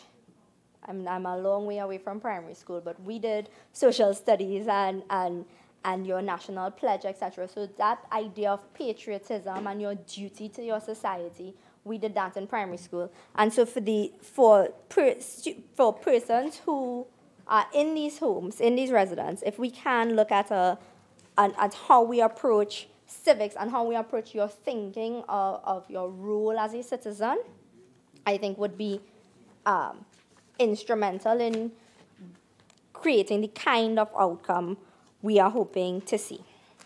And one last point that I had on the regulations, Madam President, was looking at, and it was a point that was raised by Senator Mahabir, but one that is very, very important to me.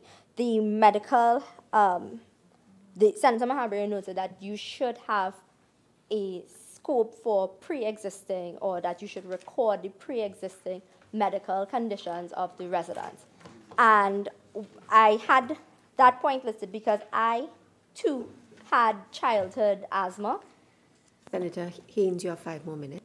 Thank you, Madam President. I had childhood asthma and continued into my adolescent years. I mean, I've never run afoul of the law. So it really, but I understand the implications of these pre-existing conditions. And so that if you are in a stage where you may have gotten into trouble and you are in a detention center and you have persons dealing with you who have no idea as to your pre-existing medical conditions, it can have disastrous effects.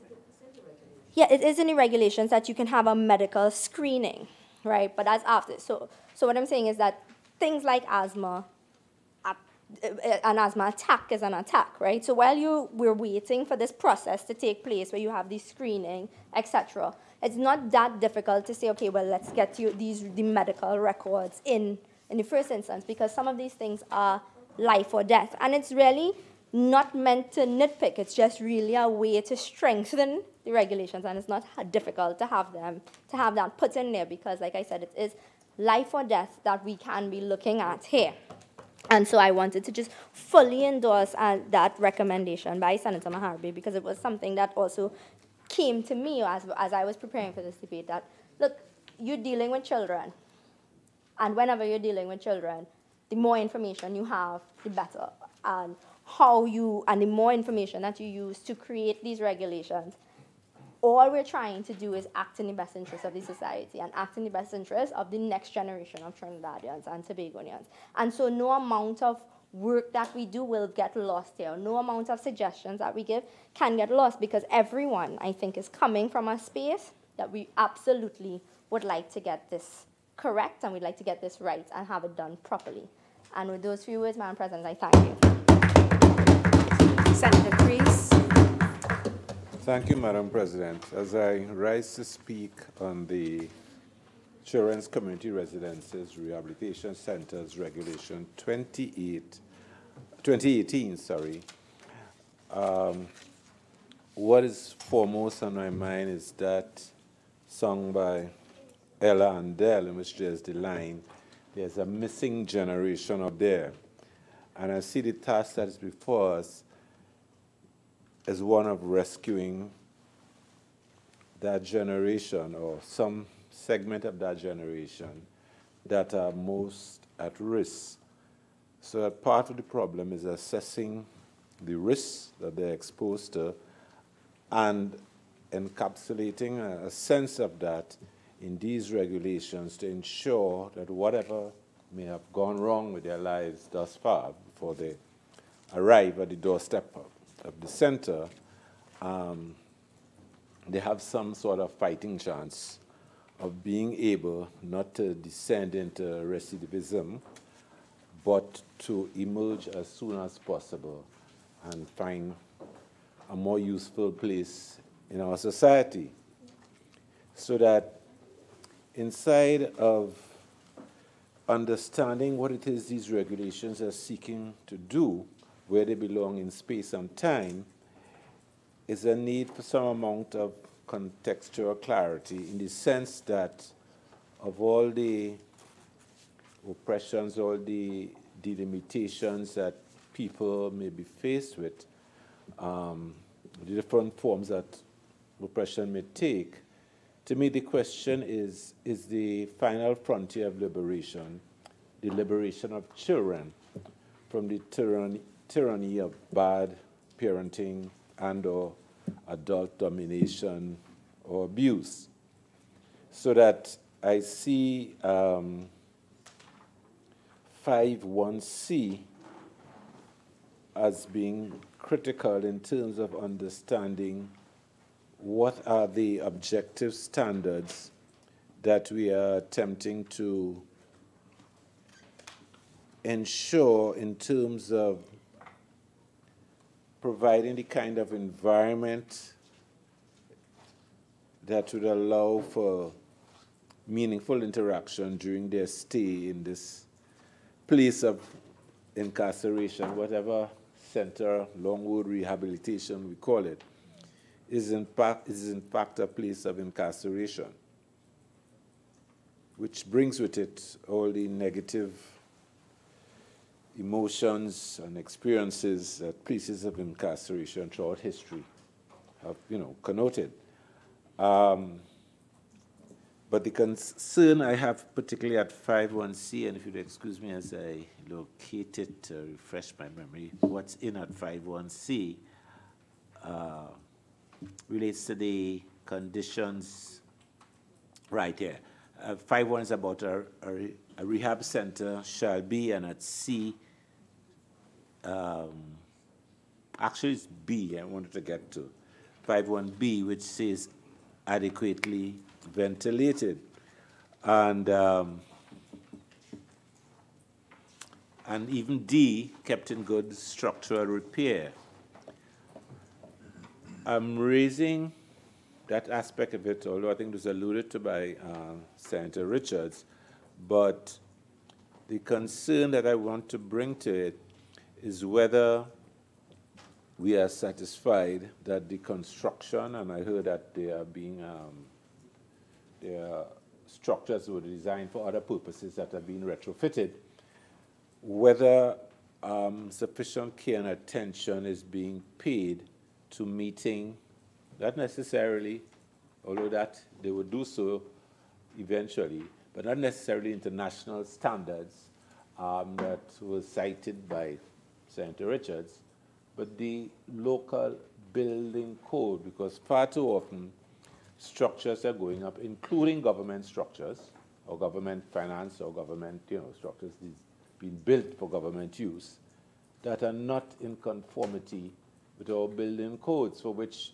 building permits and building plans have not been scrutinized by the relevant local authorities, far less the Central Authority of Town and Country Planning. And so that is my first concern. And one may say, well, since that is in the law that you should so comply, when you're putting up a building or a structure or engaging in some form of development, construction activity. The fact is, the reality is that there isn't sufficient conformity to that. And some of the most obvious violations of our building regulations, building codes, have occurred with regard to state projects. And I remember being at Samuel Abertil Corporation, and just across from the corporation's offices in the Aranguez Plaza, MTS Plaza, the Aranguez condominiums were going up under HCC, or it might have been NHA at the time, whichever was the housing authority then, were going up, were being built by them, and no plans had been submitted to the corporation less than 150 yards away. And it was only when, because that project required mortgage financing from the recipients of the flats. It's only when those people approached the bank, when they were told, yes, the place is ready, you know, come with your mortgage arrangements from your financial institution, that the housing authority complied with the building regulations, because the banks were insisting, of course, in the prospective owners bringing in a copy of the approved plan. And no such approved plans existed. So that is my first concern when I, was going through all the provisions, whether 51B, adequately ventilated, which should be part of your building regulations, and 51D, kept in good structural repair, externally and internally. So that with relation to these premises, that would be my first concern, whether our regulations are insisting that those who are put in charge of the management or utilization of this facility are in conformity with the law. Because at the end of the day, it would be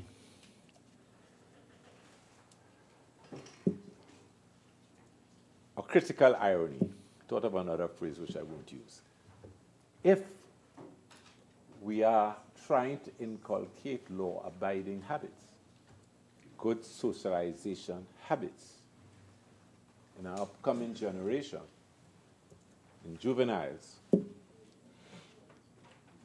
and the facility in which this is supposed to take place is itself a creature of law-breaking.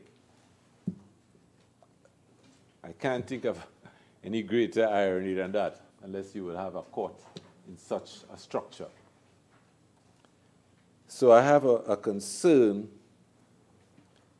that we should include regulations that let us not get smart with foolishness. Let us not be telling the younger ones that you must obey the law when we are housing them in a place that is operating in contravention of building regulations.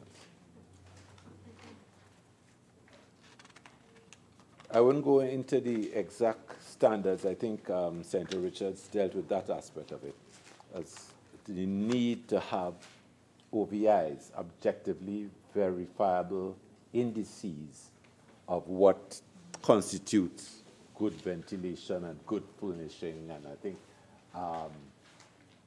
Senator Marbella had dealt with it from the point of view of what good fittings and furnishings for the kitchen. And at 2A, there's reference to potable water supply with tank storage. And again, the issue of OVIs, objectively verifiable indicators, comes up. Because what exactly is potable water supply, especially in the context of tank storage? Because water has a shelf life like any other product. If you check on these items, you realize that. So therefore, if we are going to recognize And it is good to recognize that the reality of our situation is a lot of water storage has to take place because the supply from Wassa may not be consistent. Then once we are going there, we need to go again from the point of view of standards. What is a potable water supply in the context of water storage? Because running water and stored water, have to be managed against a different perspective. So the question of standards, the question of OVIs has to be dealt with, otherwise these regulations appear to be more than they really are. At 7.1,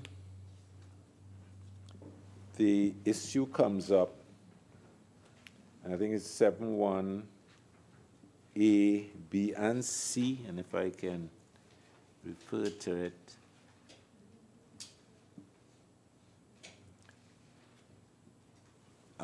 In terms of what each resident should be provided with,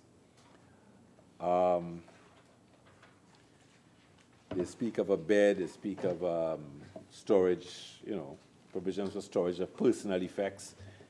They speak of study facilities, and the question I have is C, study facilities, inclusive of religious and spiritual studies.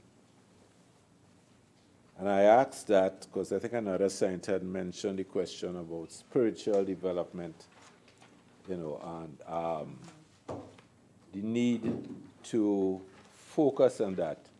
Now, I am not a particularly religious person, so I don't want to be the false champion of the cause of religion or spiritual development, but there's a sense in which there's a difference between doctrinary religious development as opposed to spiritual development.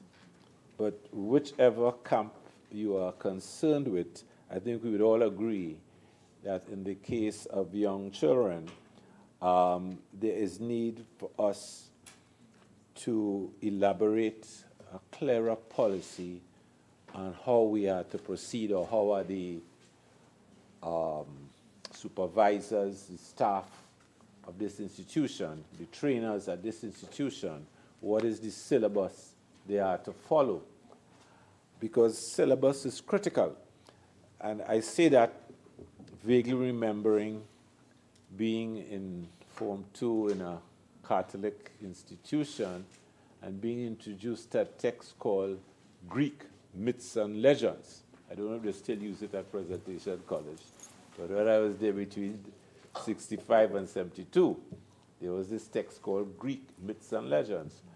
And it took me a while. I was much older. I probably was in sixth form, and I realized that that text was about the old Grecians' religion.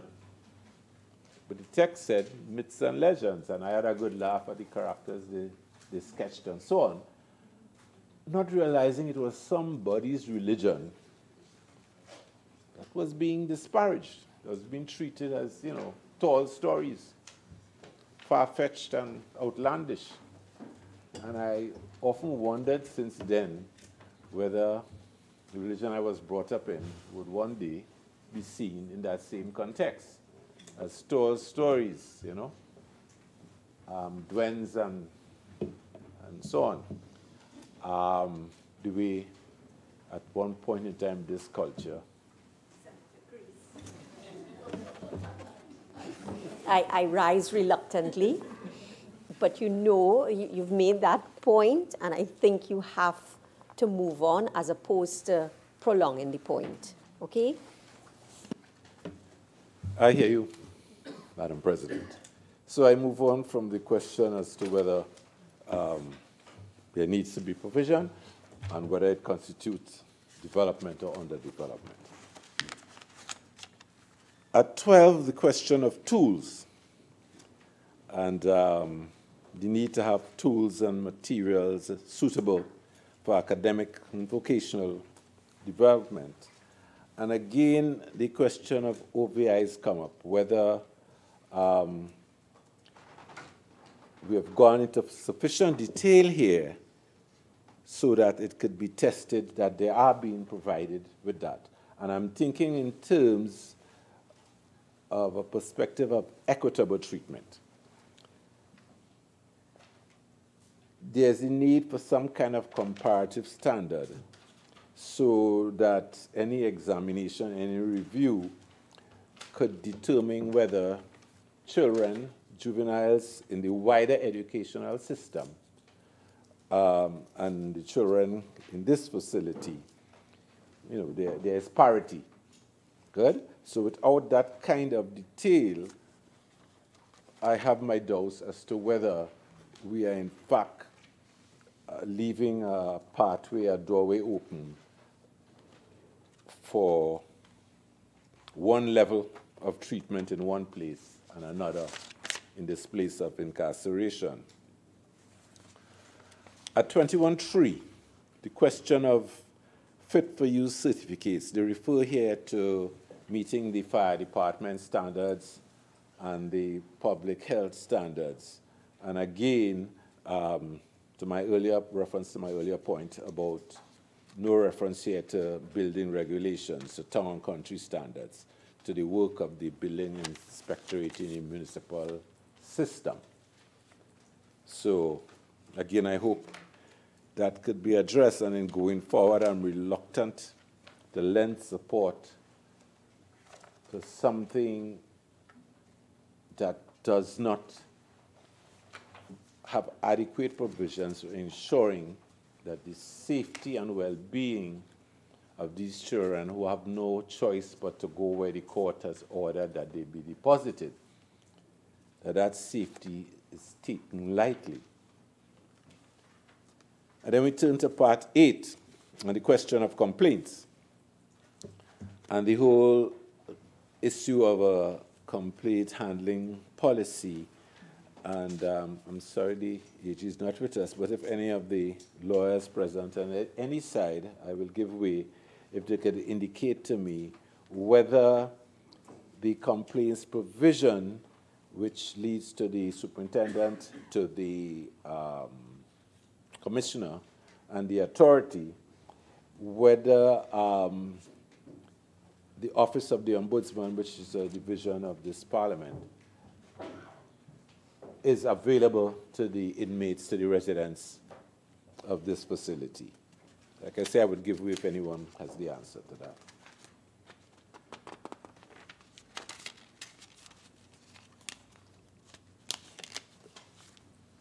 I always have a concern with the issue of segregation, whether it's along racial, religious, or even gender lines. Now, I'm advised by Senator Richards that gender segregation, as indicated by the minister, will be occurring. And I'm advised by those who study psychology and so on, and child development and education, that that separation is best given the background of the residents who are to be incarcerated at this institution. But I would not be true to myself if I didn't indicate that I always have a concern with segregation, gender segregation, because I feel the whole problem of man-woman relationships in our society and in a post-colonial, post-slavery society, that whole question of gender segregation is dangerous ground in the sense that it encourages a culture of hunting in packs, and I leave it at that.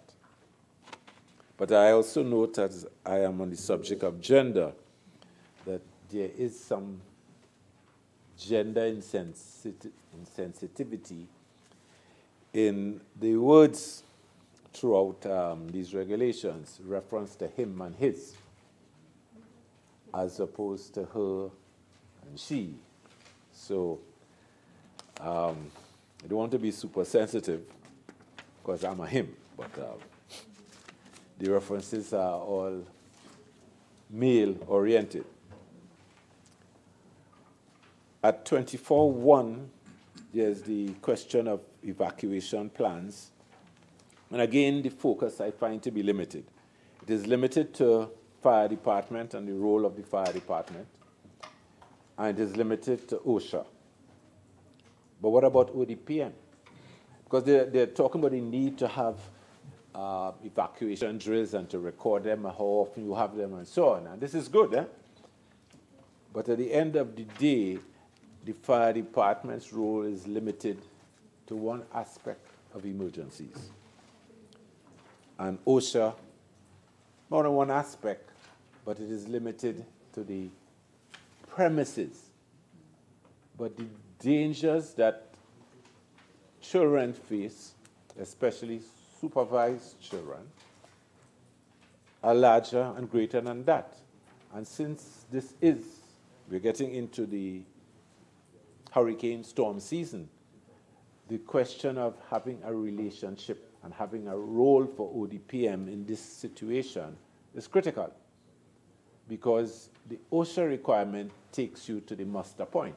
It deals with the physical, setting, what should be inside the building, and the availability of a muster point. And then that's it. Their jurisdiction ends. And fire also relates to within the confined space and premises. But in the storm season and in local emergencies, the ODPM is the local institution that has a wider jurisdiction and a greater capability for effecting rescues. So I think there should be a consideration of the role of the Office of Disaster Preparedness and Management in what we prescribe for these institutions. Training and development. I appreciate the points being made about the need not to have this thing be a prison officer-oriented facility or focused facility.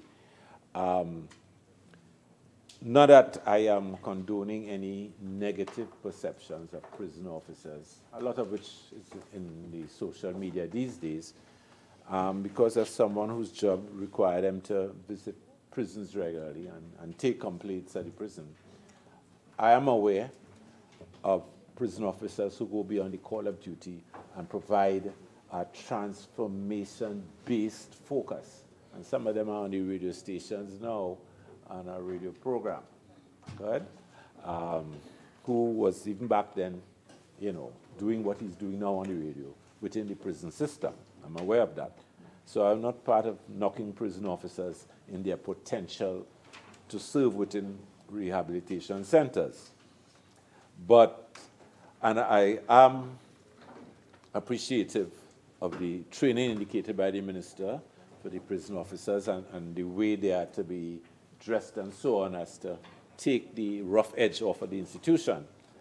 And I am aware of the provisions, being made for other trainers, tutors, and the staff generally to have this environment being as less confrontational, as less filled with a sense of incarceration and so on.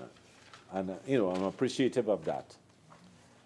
But the point I want to make is that there's a need for a greater developmental focus. And that focus has to do to recognize with this place's role in the wider society. And the role of these rehab centers has to do with our resource problem. Because being a few square kilometers, we're going to have limited resources. And already the Minister of Energy tells us how much trillions of gas we may or may not have and oil and so on. So therefore the focus has to be, from a developmental perspective, on our human resource. So we cannot afford to waste any quantity of our human resource. And in that regard, we must find every measure, every means of providing with the residents with an opportunity to develop their skills and realize their full potential. That would redound to the benefit of all of us, not just from the crime and violence scene, but from the perspective of the country being able to feed, clothe, and house, and develop itself. So that I appreciate what the minister had to say about the development and training perspective that is ongoing at this institution. And I commend them for it. Because, you know, in the rat race of life, we are twice defeated if we don't allow for self-realization.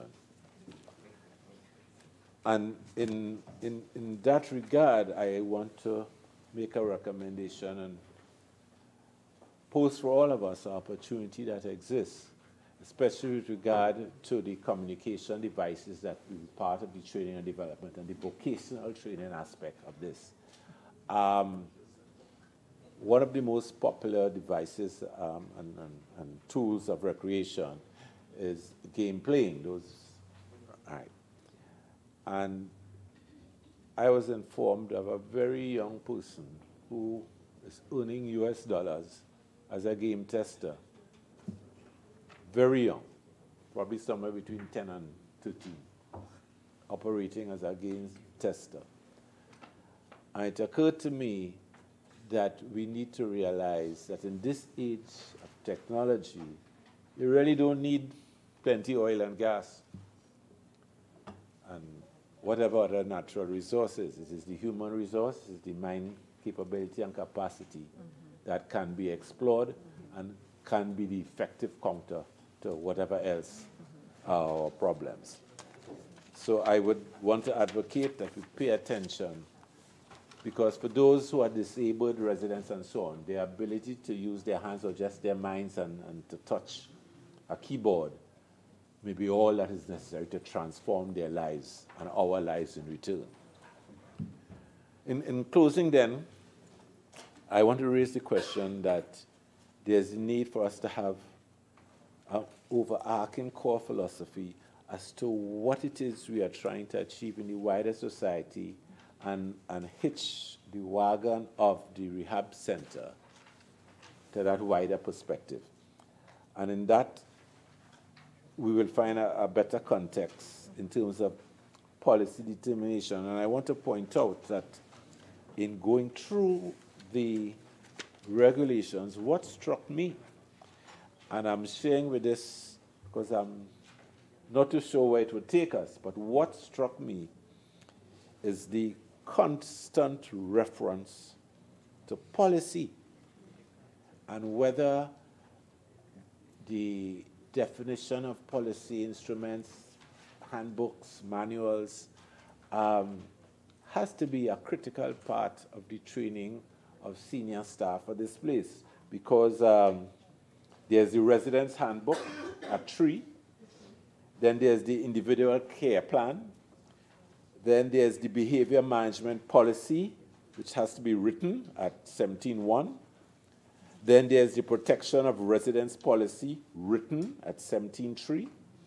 Then there's the internal complaints handling system, which has to be written at 21. Then there's the safety and security policy at 21.1. Then there's the digital policy at 23.2. And finally, there's the destruction policy at 23.2, where they talk about data destruction, audio or video digital. And at 25.6, the records destruction, under the records section, the question of records destruction. So that in the management of this place, there is great attention to be paid to the development of policy documents and instruments. And I'm saying, for what it's worth, there's a lot of paperwork that needs to take place before a rehabilitation center could be up and running. So not just the question of the physical amenities and the retrofitting of existing plant and so on, but there's significant quantity of paperwork that has to be done before these places can be effective and attempt to do what we all agree needs to be done if repeat offenders aren't to be what these institutions produce. So I wish the minister well in her endeavors to save that missing generation that Ella Andel speaks of, and that we take the time to review these regulations, to amend them before we let them loose on these unsuspecting children. Because at the end of the day, it is to the words of the other Calypsonian that I turn, whose cry was man overboard, let's throw them a lifeline. These children are asking us for a lifeline. Let's take the time and the energy required to give them the best possible results from our collective brain power. I thank you, Madam President. Senator Obika.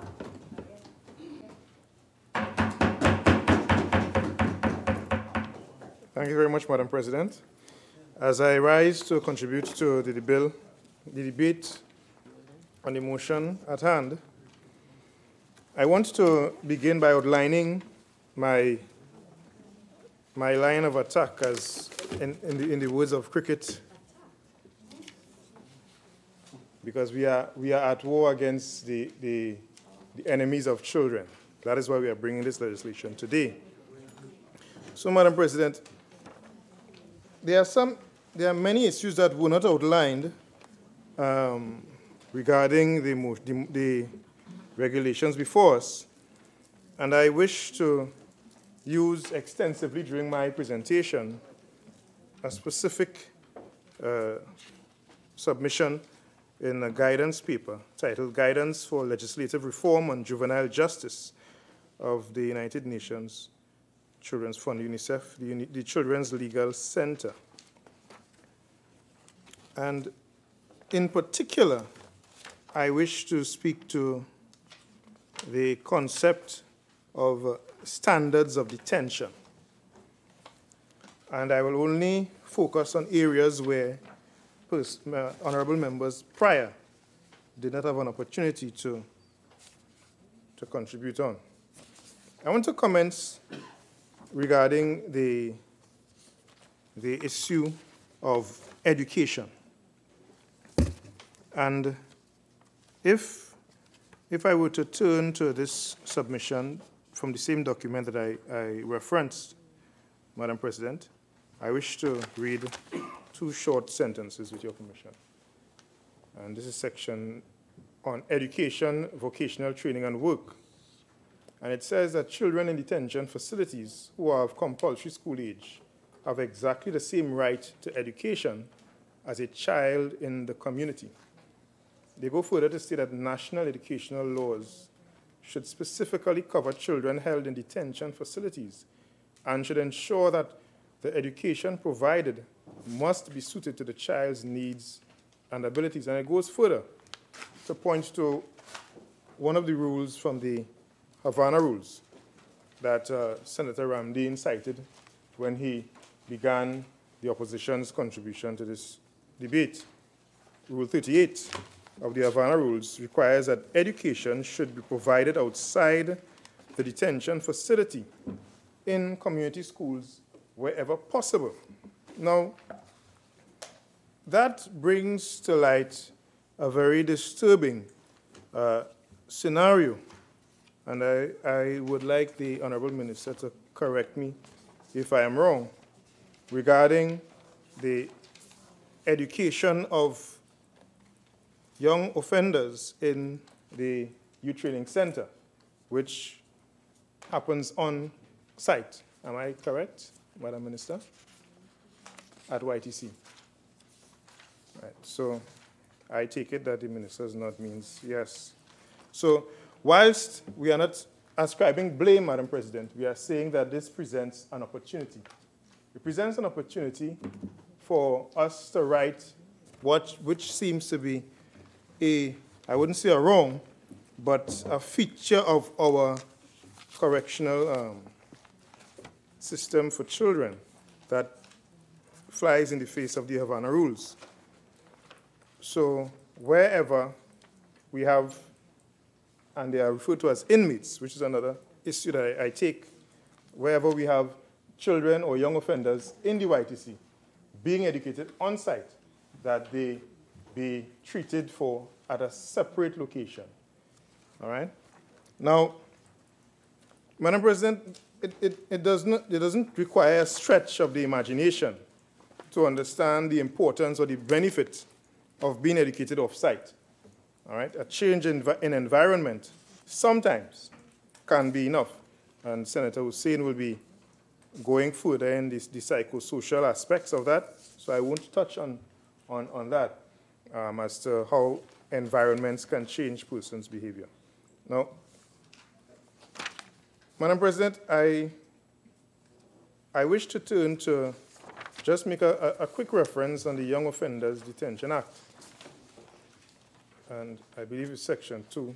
The establishment of industrial institutions says it shall be lawful for the minister by proclamation to establish an industrial institution in which young offenders, while detained, may be given such industrial training and other instruction and be subject to disciplinary and moral influences as will conduce to their reformation and the prevention of crime.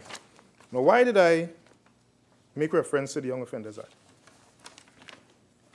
At the end of the day, we want our youth, whenever they finish their tour of duty, if I can call it that, to be constructive members of society. All right? This nation has benefited from many persons who have been products of children's homes, of detention centers. There's a friend of mine, if you allow me to take a little segue, it wouldn't be more than 60 seconds. There's a friend of mine from my school days, and he had some issues whilst he was a youth below the age of 16, which resulted in him going to YTC. But when he returned, he was an outstanding student at the advanced level, you know. So it shows that the system, though we have challenges with it, the system still does not necessarily result in broken children and broken adults. However, in this case, the young man may have had a supportive home setting, which can be different. And that's the end of my segue on that particular matter. But I raise that to say that we should be moving forward. Not because it has worked in the past means that we can stick to it. And we can actually look to the guidelines of all the conventions we've signed to improve. And this whole thing is couched in one of the fundamental rights of children, that is the right to education. And I want to read just one line here because I didn't commit it to memory. The right to education allows each child to receive instruction to enjoy a social life and to build his or her own future. This right is essential for economic, social, and cultural development. So if I were to locate that, Madam President, in the regulations, sorry. In the regulations, it speaks to admission of residents. It speaks to many other things, welfare, visits for leave.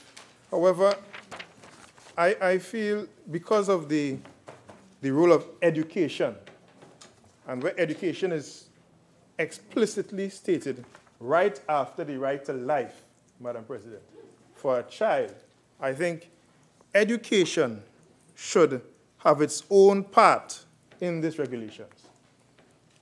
Myself being someone who have educated persons, even when I was a secondary school student, persons who may have been falling through the cracks because they failed in the 3 R's, reading, writing, and the other one, which is arithmetic. They took out the A, apparently. At literacy class centers across the country, we see that it's very easy for students, for children to fall through the cracks and to go the route of being young offenders if education is not well attended to. So I want to move on, Madam President, and anchor this in the Convention on the Rights of the Child. All of this is to strengthen the case that I'm making for an alteration or an improvement of the regulations to really address the fundamental right of every child to education. And Article 28 of the Convention on the Rights of the Child of 1989 states, and it's very clear, and there are some points I want to make whilst I speak on Article 28, so I may take us to the break, depending on when the break is. So, Madam President, I will read just one part, and I will elucidate after. State parties recognize the right of the child to education, and with a view to achieving this right progressively and on the basis of equal opportunity, they shall in particular make primary education compulsory and available free to all, encourage the development of different forms of secondary education, including general and vocational education, make them available and accessible to every child, and take appropriate measures such as the introduction of free education and offering financial assistance in case of need. Now, there's a point I want to make on this, on the subsequent bill, so I don't want to run afoul of the standing orders regarding anticipation. So I will only make this point on this bill for now, which is, once we have children in detention centers, Madam President, it is incumbent on us to ensure that they have the same opportunities in regarding access to education, because we can't be advancing our education offering for all children, but those that find themselves, for one reason or the other, in a detention center, by the time they return or re-enter, if they should re-enter society, into a home, they are so far behind that we have now created a second problem for our country. Now, I want to go on to another point raised in the initial guidance paper for legislative reform on juvenile justice that I referenced at the beginning. And that is regarding the purpose of deprivation of liberty. And I want to just read this one part here that states, all detention facilities holding children should operate a regime focused on reintegration of the child within his or her community. It goes on to state the child should be interviewed upon admission and a psychological and social report prepared. I won't go into that because, as I've said, senators to come with dealing with that topic. The report, together with the medical report, should be used by the institution. So that was dealt with by Senator Haynes already. So the first point, which is detention facilities holding children should operate a regime focused on reintegration of the child within his or her community, to me, is paramount. And what is disturbing, Madam President, is the terminologies used. Because if you look at the way we refer to our young offenders in YTC, they are referred to as inmates. Okay?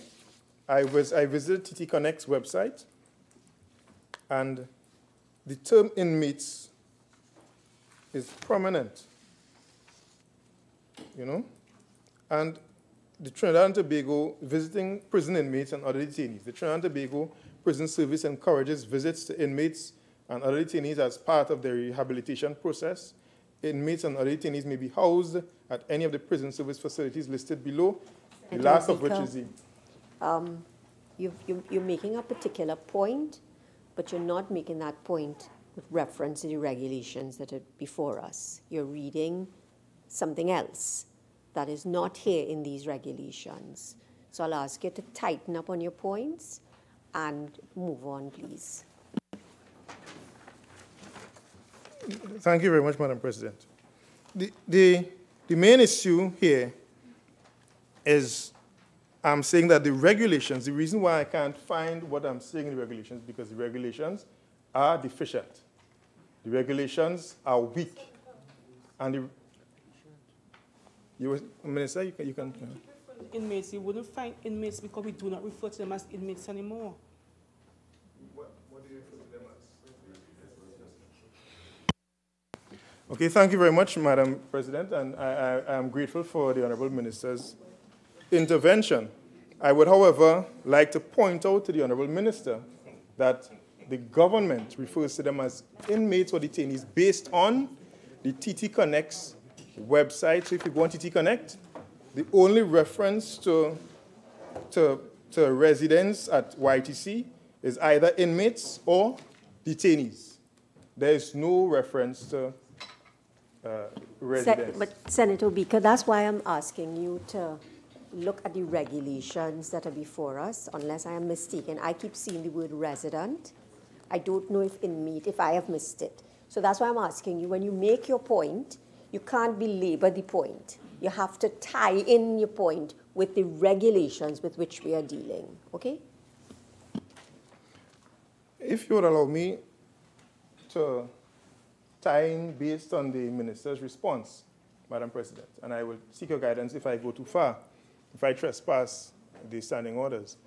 The reason why I'm stating this is that the minister wishes that the regulation be adopted. So I am wishing that TT Connect also adopts the language of the regulations. That is why I've brought this point out. So I hope that finds favor with all parties involved. So that's the reason why I'm bringing that point across. Now, so Madam President, the future of our children is all of our business. And I wanted to segue again for just another 60 seconds, and I will watch the clock. I carried my daughter to a play park in Point Fortin, and this play park is known to have persons involved in drug use, which I did not know, because when I was young, that was not the case. And I had to scold persons and move them from the park, smoking cigarettes and so on. And when I reached home, my father said, "You didn't know? That place is a drug den now. When you were young, it was a safe place." So we need to look at getting back to the matter at hand, Madam President. The reason why I'm saying that is I find re-entry into society is not in the bill.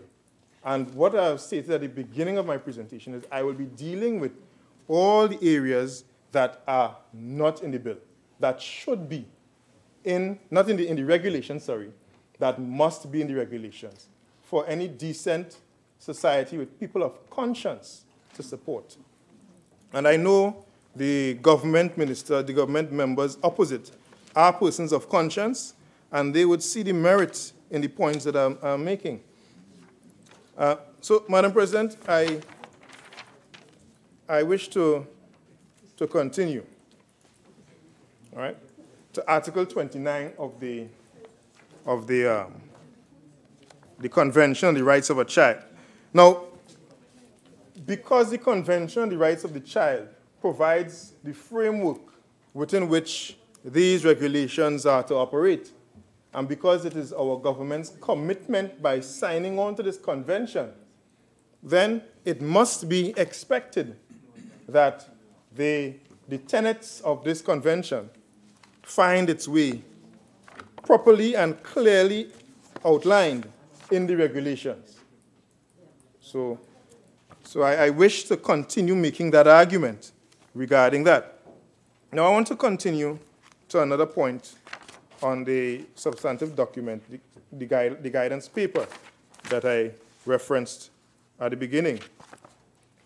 Now, regarding the physical environment, I will make a statement, and I will be brief on it, because I know many persons made some statements, but I want to make this statement because it's clear. On page 101 of the said document, it states, this requires the Havana rules provide that juveniles deprived of their liberty have the right to facilities and services that meet all the requirements of health and human dignity. I know the regulations speak to premises in Part 2, with Regulations 5 all the way through to Regulation 13. But some members prior had some issues with the level of tightness of the language. So I wish to just read this in for the record, and maybe the Honorable Minister could take note of it. It's Section 9.3.1, Physical Environment. This requires the states to have regard to the need of children in detention for privacy, sensory stimuli, opportunities for association with peers and participation in sports, physical exercise, and leisure activities. Sleeping accommodation should consist of small dormitories or individual rooms and should be unobtrusively supervised. There should be sufficient clean bedding and adequate sanitary facilities should be installed.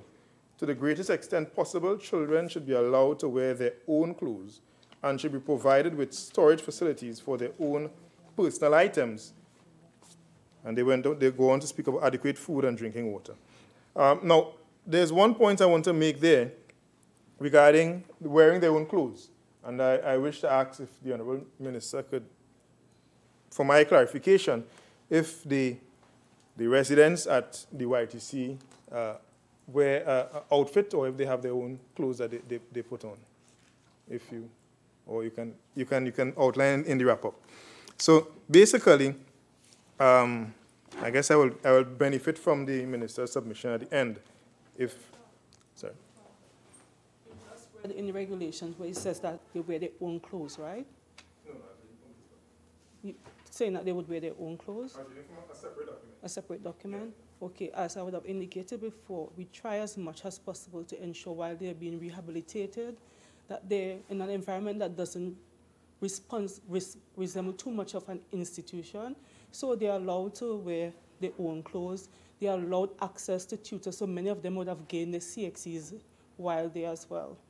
They have access to extracurricular activities. They have access to spiritual guidance based on whatever religious belief it's provided for. Remember, I started off this morning by saying it's not the best situation, but once our children have to be in the care of an institution, we make it work for them so that it feels as though they're as close as possible in a safe, loving, home-like environment.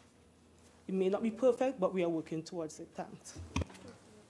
I'm very grateful for the Honourable Minister's clarity. And so I won't belabor that point.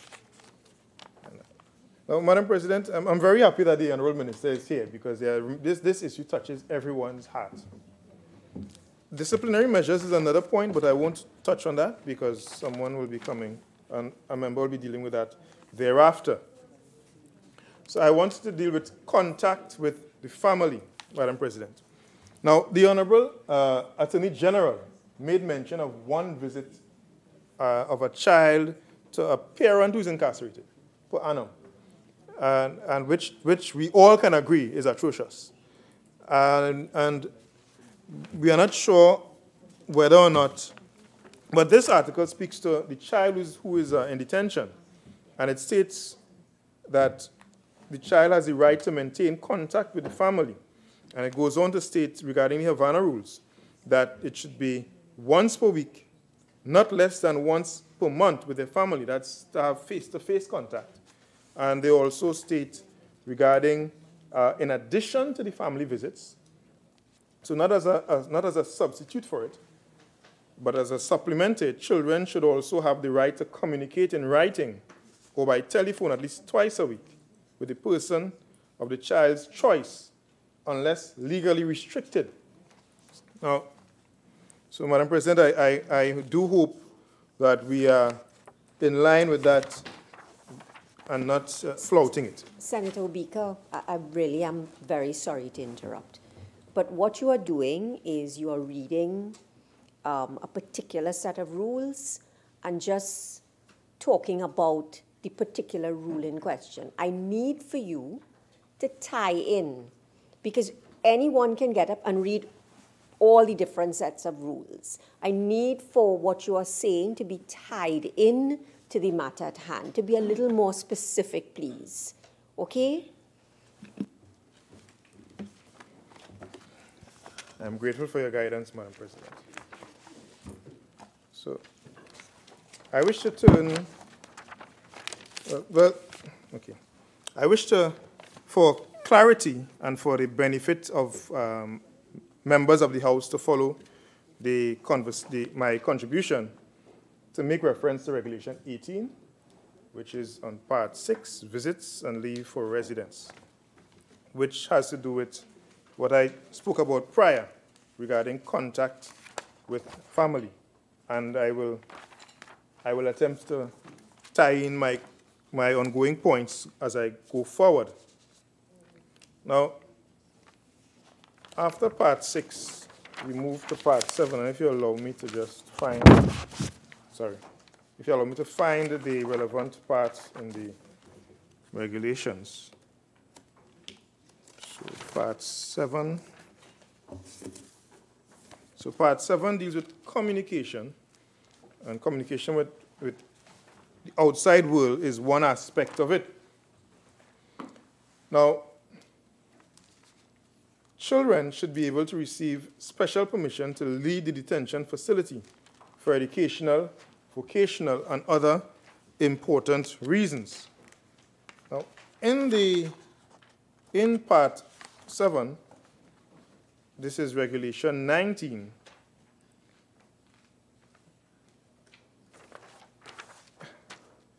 It seems to me a little difficult to understand if what the government wishes is reflected in the actual regulation. But I guess as we continue to wrestle with the document, we will arrive at where we should. I want to move on to the point that I started on, which is the education, vocational training, and work, and make a secondary point regarding recreation. All right? Now, the recreation of children, to me, is of paramount importance. We have a saying, boys will be boys, girls will be girls, which is akin to part 5 regarding the welfare of residents. Now, if we are to take the welfare of residents to be paramount, it should be important that the detention facilities provide adequate space, installations, and equipment for recreational activities. Now, when the YTC and the other rehabilitation centers were designed, one may well imagine that the type of recreational activities that adolescents engaged in and children engaged in may have changed significantly. And we should also bear that in mind as well, so that the games that the children play should be up to date with what their peers on the outside world are playing. So it shouldn't be that they're playing more on upscotch and the girls on the outside only playing netball. So when they reach on the outside, there's something lost in translation. Not for specific reference, but just as an example. All right? I wish to turn on to the issue of staffing in detention facilities, Madam President. Now, there's one facility that I'm familiar with, and it does not happen to be a detention facility, but they made reference to what happens at detention facilities when I had a conversation with them. And the person was stating that there is need for us in Trinidad and Tobago to ensure that the level of training that persons in these facilities have is up to date, sensibility training is there, and we really adhere to international best practices so that they actually become the subject matter experts. Now, as I'm looking to wrap up, can I ask how much more time I have, Madam President? So I won't be exhausting all of my time. But I want to spend the remaining time talking about re-entry.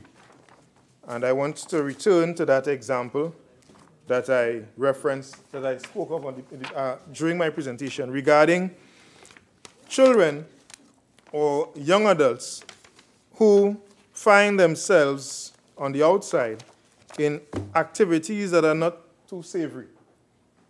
And I feel that though the regulations speaks to persons in detention centers, how you depart an institution impacts significantly on the persons who remain.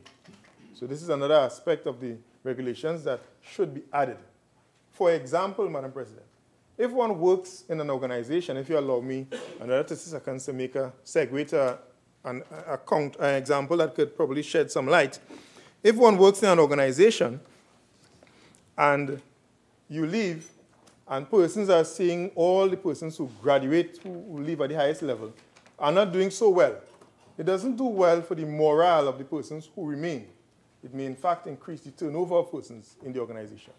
So similarly, if you are in a correctional facility and you are seeing, if you are in a rehabilitation center as a young person, and you are seeing the persons as they leave, basically going to the big jail, as we like to say in Trinidad, then it may not really help the work of the teachers, of the guidance counselors, of the administrators, and I dare say of the government and society in trying to make sure the rehabilitation center does that, rehabilitate. Because the children will say, no matter what we do, when we come out of here, we're going across the road to the big jail. So, Madam President, I just want to reiterate that what we are doing here is very important, and it speaks to the rights of the child, and I really feel that the right to education should find center place in the regulations, despite the fact that we are dealing with the rehabilitation. I will speak differently as we go on to the next matter, and I won't anticipate. So I thank you very much, and I take my seat. Taurel Shrikissoon. Thank you, Madam President, for allowing me the opportunity to just share a brief view on my perspective on what's before us today. So I begin, I really want to welcome the Honorable Minister, Ms. Ayano Webster-Roy, to this honorable house, and I think it's the first time you're here since I'm here. So it's a privilege to be in your company and your presence and having you pilot the first motion that I'm a part of. Madam President, having the opportunity to present at this time allows me the opportunity to reflect on the presentations made by previous members of all benches, and I promise that I will not be long and I will not be repetitive, and I will just touch on some of the issues that may have gone before and just spend a little bit more time on the areas that I think need some attention. So I'll try to be as brief as possible. But just to present this in context and the way in which I understood it, in the information before us today, which pertains to the Children's Community Residences, Rehabilitation Centers Regulations of 2018, I perceive this to be a document which really offers us the guidelines under which these rehab centers would be operating. And while we have a law that pertains to the children community residences, regulations allow us the opportunity to implement and operationalize the law.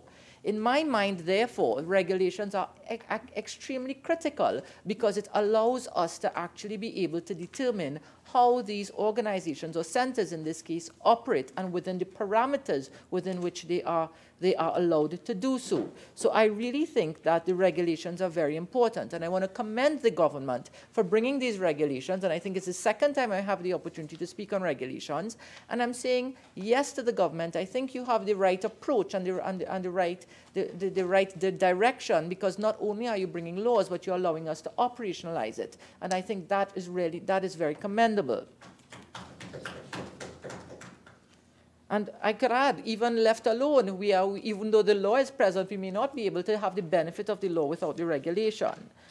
But as the regulations now are presented before us, and it pertains to rehabilitation centers, the word rehabilitation could cover many things. And I understood it, and I stand to be corrected if I'm wrong, but I understood the rehabilitation center in this case to mean the residence for youthful offenders who would have committed some offense, or who would have committed some offense, and it's a place in which the youthful offenders would have been lodged, clothed, and probably even taken care of during a specific period. So we have the rehabilitation center being a center for individuals or young offenders where they are taken care of during a specific time, and that is because they are there because of an offense they may have committed or alleged to have committed. So the regulations here is very, very, very important because we are actually introducing young children or children under the age of 18 into a center for the process of rehabilitation.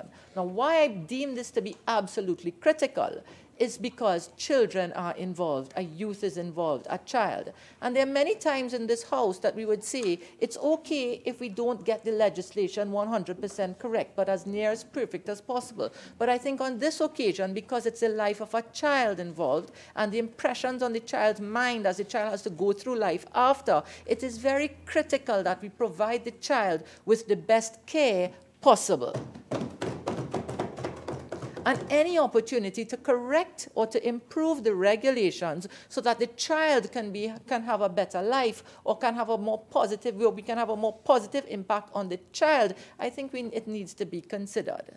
Now, earlier in the debate, I listened to the contribution by the Honorable Attorney General, who outlined the challenges associated with making changes and accepting amendments to the regulation. But I understand that because of the process that's required. But then why am I making a contribution here today?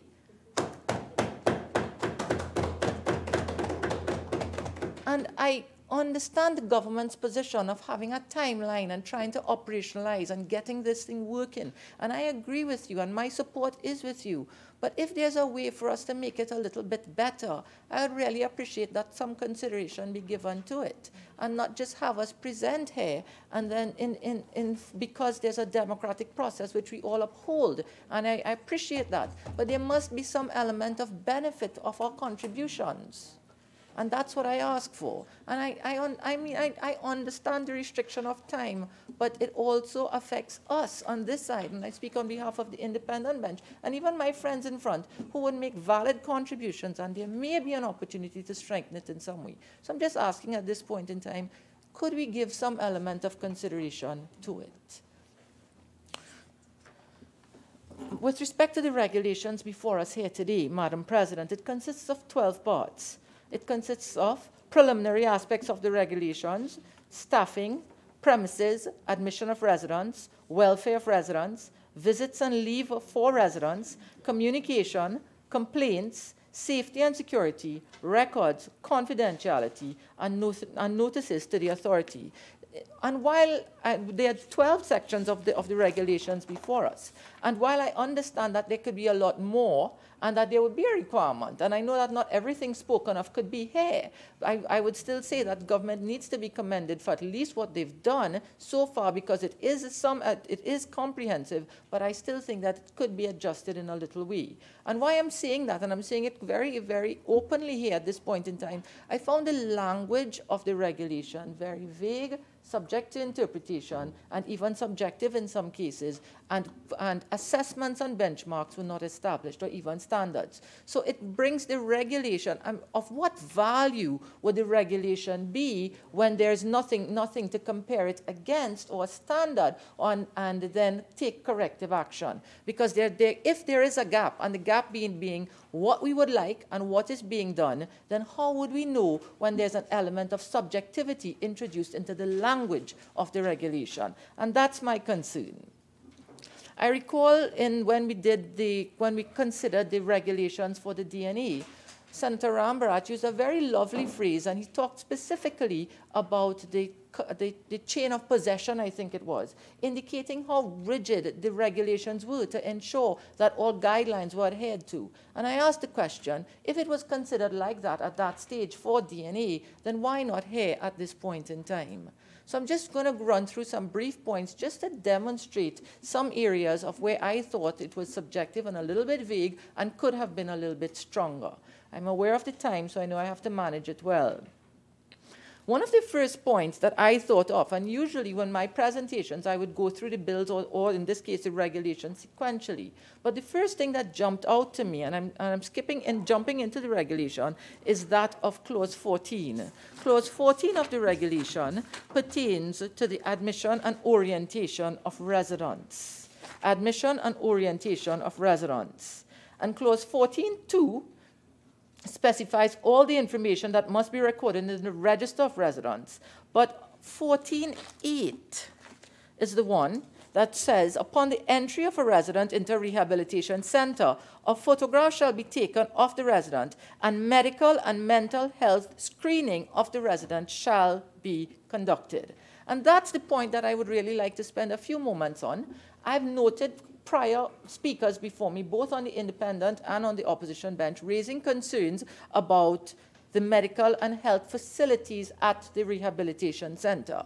At this point in time, even though they were raised, I'm just saying at this time, I am unsure. It still has not been answered from where would the medical care, support, and medical officers be provided. If someone can guide me to the Parent Act or to the regulations which specifies how this care will be provided and who will be provided, I will give way. And so and that's of concern to me. A lot has been said about medical facilities and medical officers and the provision of it, but I'm asking a specific question. Oh, sorry. Okay.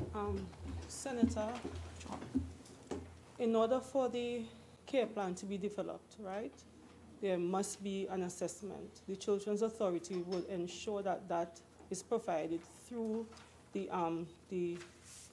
rehabilitation center. Right? So the superintendent must ensure that the medical practitioner is available, as well as somebody to do the psychosocial assessments, that the care plan could be developed. Once they're in the facility for an extended period of time, that care plan would be monitored on a regular basis and updated where necessary, but it would have to be based on that medical screening and psychosocial screening that would have been done prior. Right? That would have to be facilitated through the Children's Authority and the superintendent. It's not as though they have built-in doctors there to do it. People will be brought in for that, to facilitate that. And I thank you, Honorable Minister, and that's exactly my point. It is available, but it's not here. It's not here. So although it's available and it's interpreted and you've presented a wonderful answer to me, it's not here. So in the absence of your good self at that ministry, or in years to come, with the tacit knowledge that you possess, how does that continue? Remember, throughout all of this, the Children's Authority plays a monitoring role, and all these policies and guidelines the Children's Authority would have developed to ensure that these things happen. Right? We keep missing the fact that the Children's Authority is there to play that monitoring role to ensure, okay, a child has been committed, treatment plan must, assessment must take place, they ensure that assessment is done. Care plan developed, they ensure it is done. That's why the policy is there as well for them to use as a tool to monitor, to ensure all these procedures are followed. Sure. Thank you again. And I really appreciate it, but in my mind, and I know that your responses are sound and correct, but I'm asking, is it necessary, and I'm asking here, is it necessary for us to state that this will be done, or this is the responsibility of the Children's Authority? Is it covered in the Children's Authority Act? Is there a section under the Children's Authority Act that I can be referred to that says this service will be performed? Allow me to, yeah, sure, please, right? Yeah. Regulation, it says that the superintendent shall ensure, the authority plays a monitoring role to make sure that that instruction is carried out. Thank you again, Minister. And just to get into it, because now I just have to jump ahead of my presentation briefly by saying, then what is the role and function of the superintendent? Because if we look at the regulations before us here, and I think it talks to Part 2, which refers to staff, the superintendent and staff at the rehabilitation center shall be provided with the relevant and continuous training. And who is the superintendent? The superintendent is not defined in the regulation. The superintendent is not defined in the Parent Act. And so I do not know what's the role and function of the superintendent. So while your answer, again, Honorable Minister, is correct, with respect to the regulation of the Parent Act, a definition of superintendent or the role and function of this person is missing. And I do not know any other piece of legislation that refers to the superintendent except that of the Prisons Act, where under the second schedule, and the officers listed there is an officer referred to as a superintendent, and in Part B, there is one. There is one. Do you have one? Is there one? Okay. So in the Child Rehab Center regs, that's before us. But do we have a definition of who he is? Okay, probably I may have missed it. Sorry, I apologize then. But I did not have it here, and so that's why I was concerned about who is the superintendent. But now that we have that cleared up. Part 2 of the regulations, again, pertain to the absence of trained medical staff, which is a similar point that I was referring to, and the presence of a medical officer for the screening. I know Senator Mahabe also raised the similar issues, and again, now we're just saying that it's available via the Children's Authority. So that I may have a little concern with. Madam President, with respect to premises at the Rehabilitation Center, clauses 5 to 13 deal with the premises associated with the centers. Clauses 5 and 6 require the Rehabilitation Center to be kept at a minimum standard. 5.1 deals with the physical structure and its condition. 5.2 pertains to the amenities and services being offered, example, potable water and garbage disposal. Clause 6 deals with the permit of the Rehabilitation Center, ensuring it is secured and regularly inspected. A log of its... Senator Shrikissoon. Honourable Senators, at this juncture, we will suspend the sitting and return at 5:30 p.m.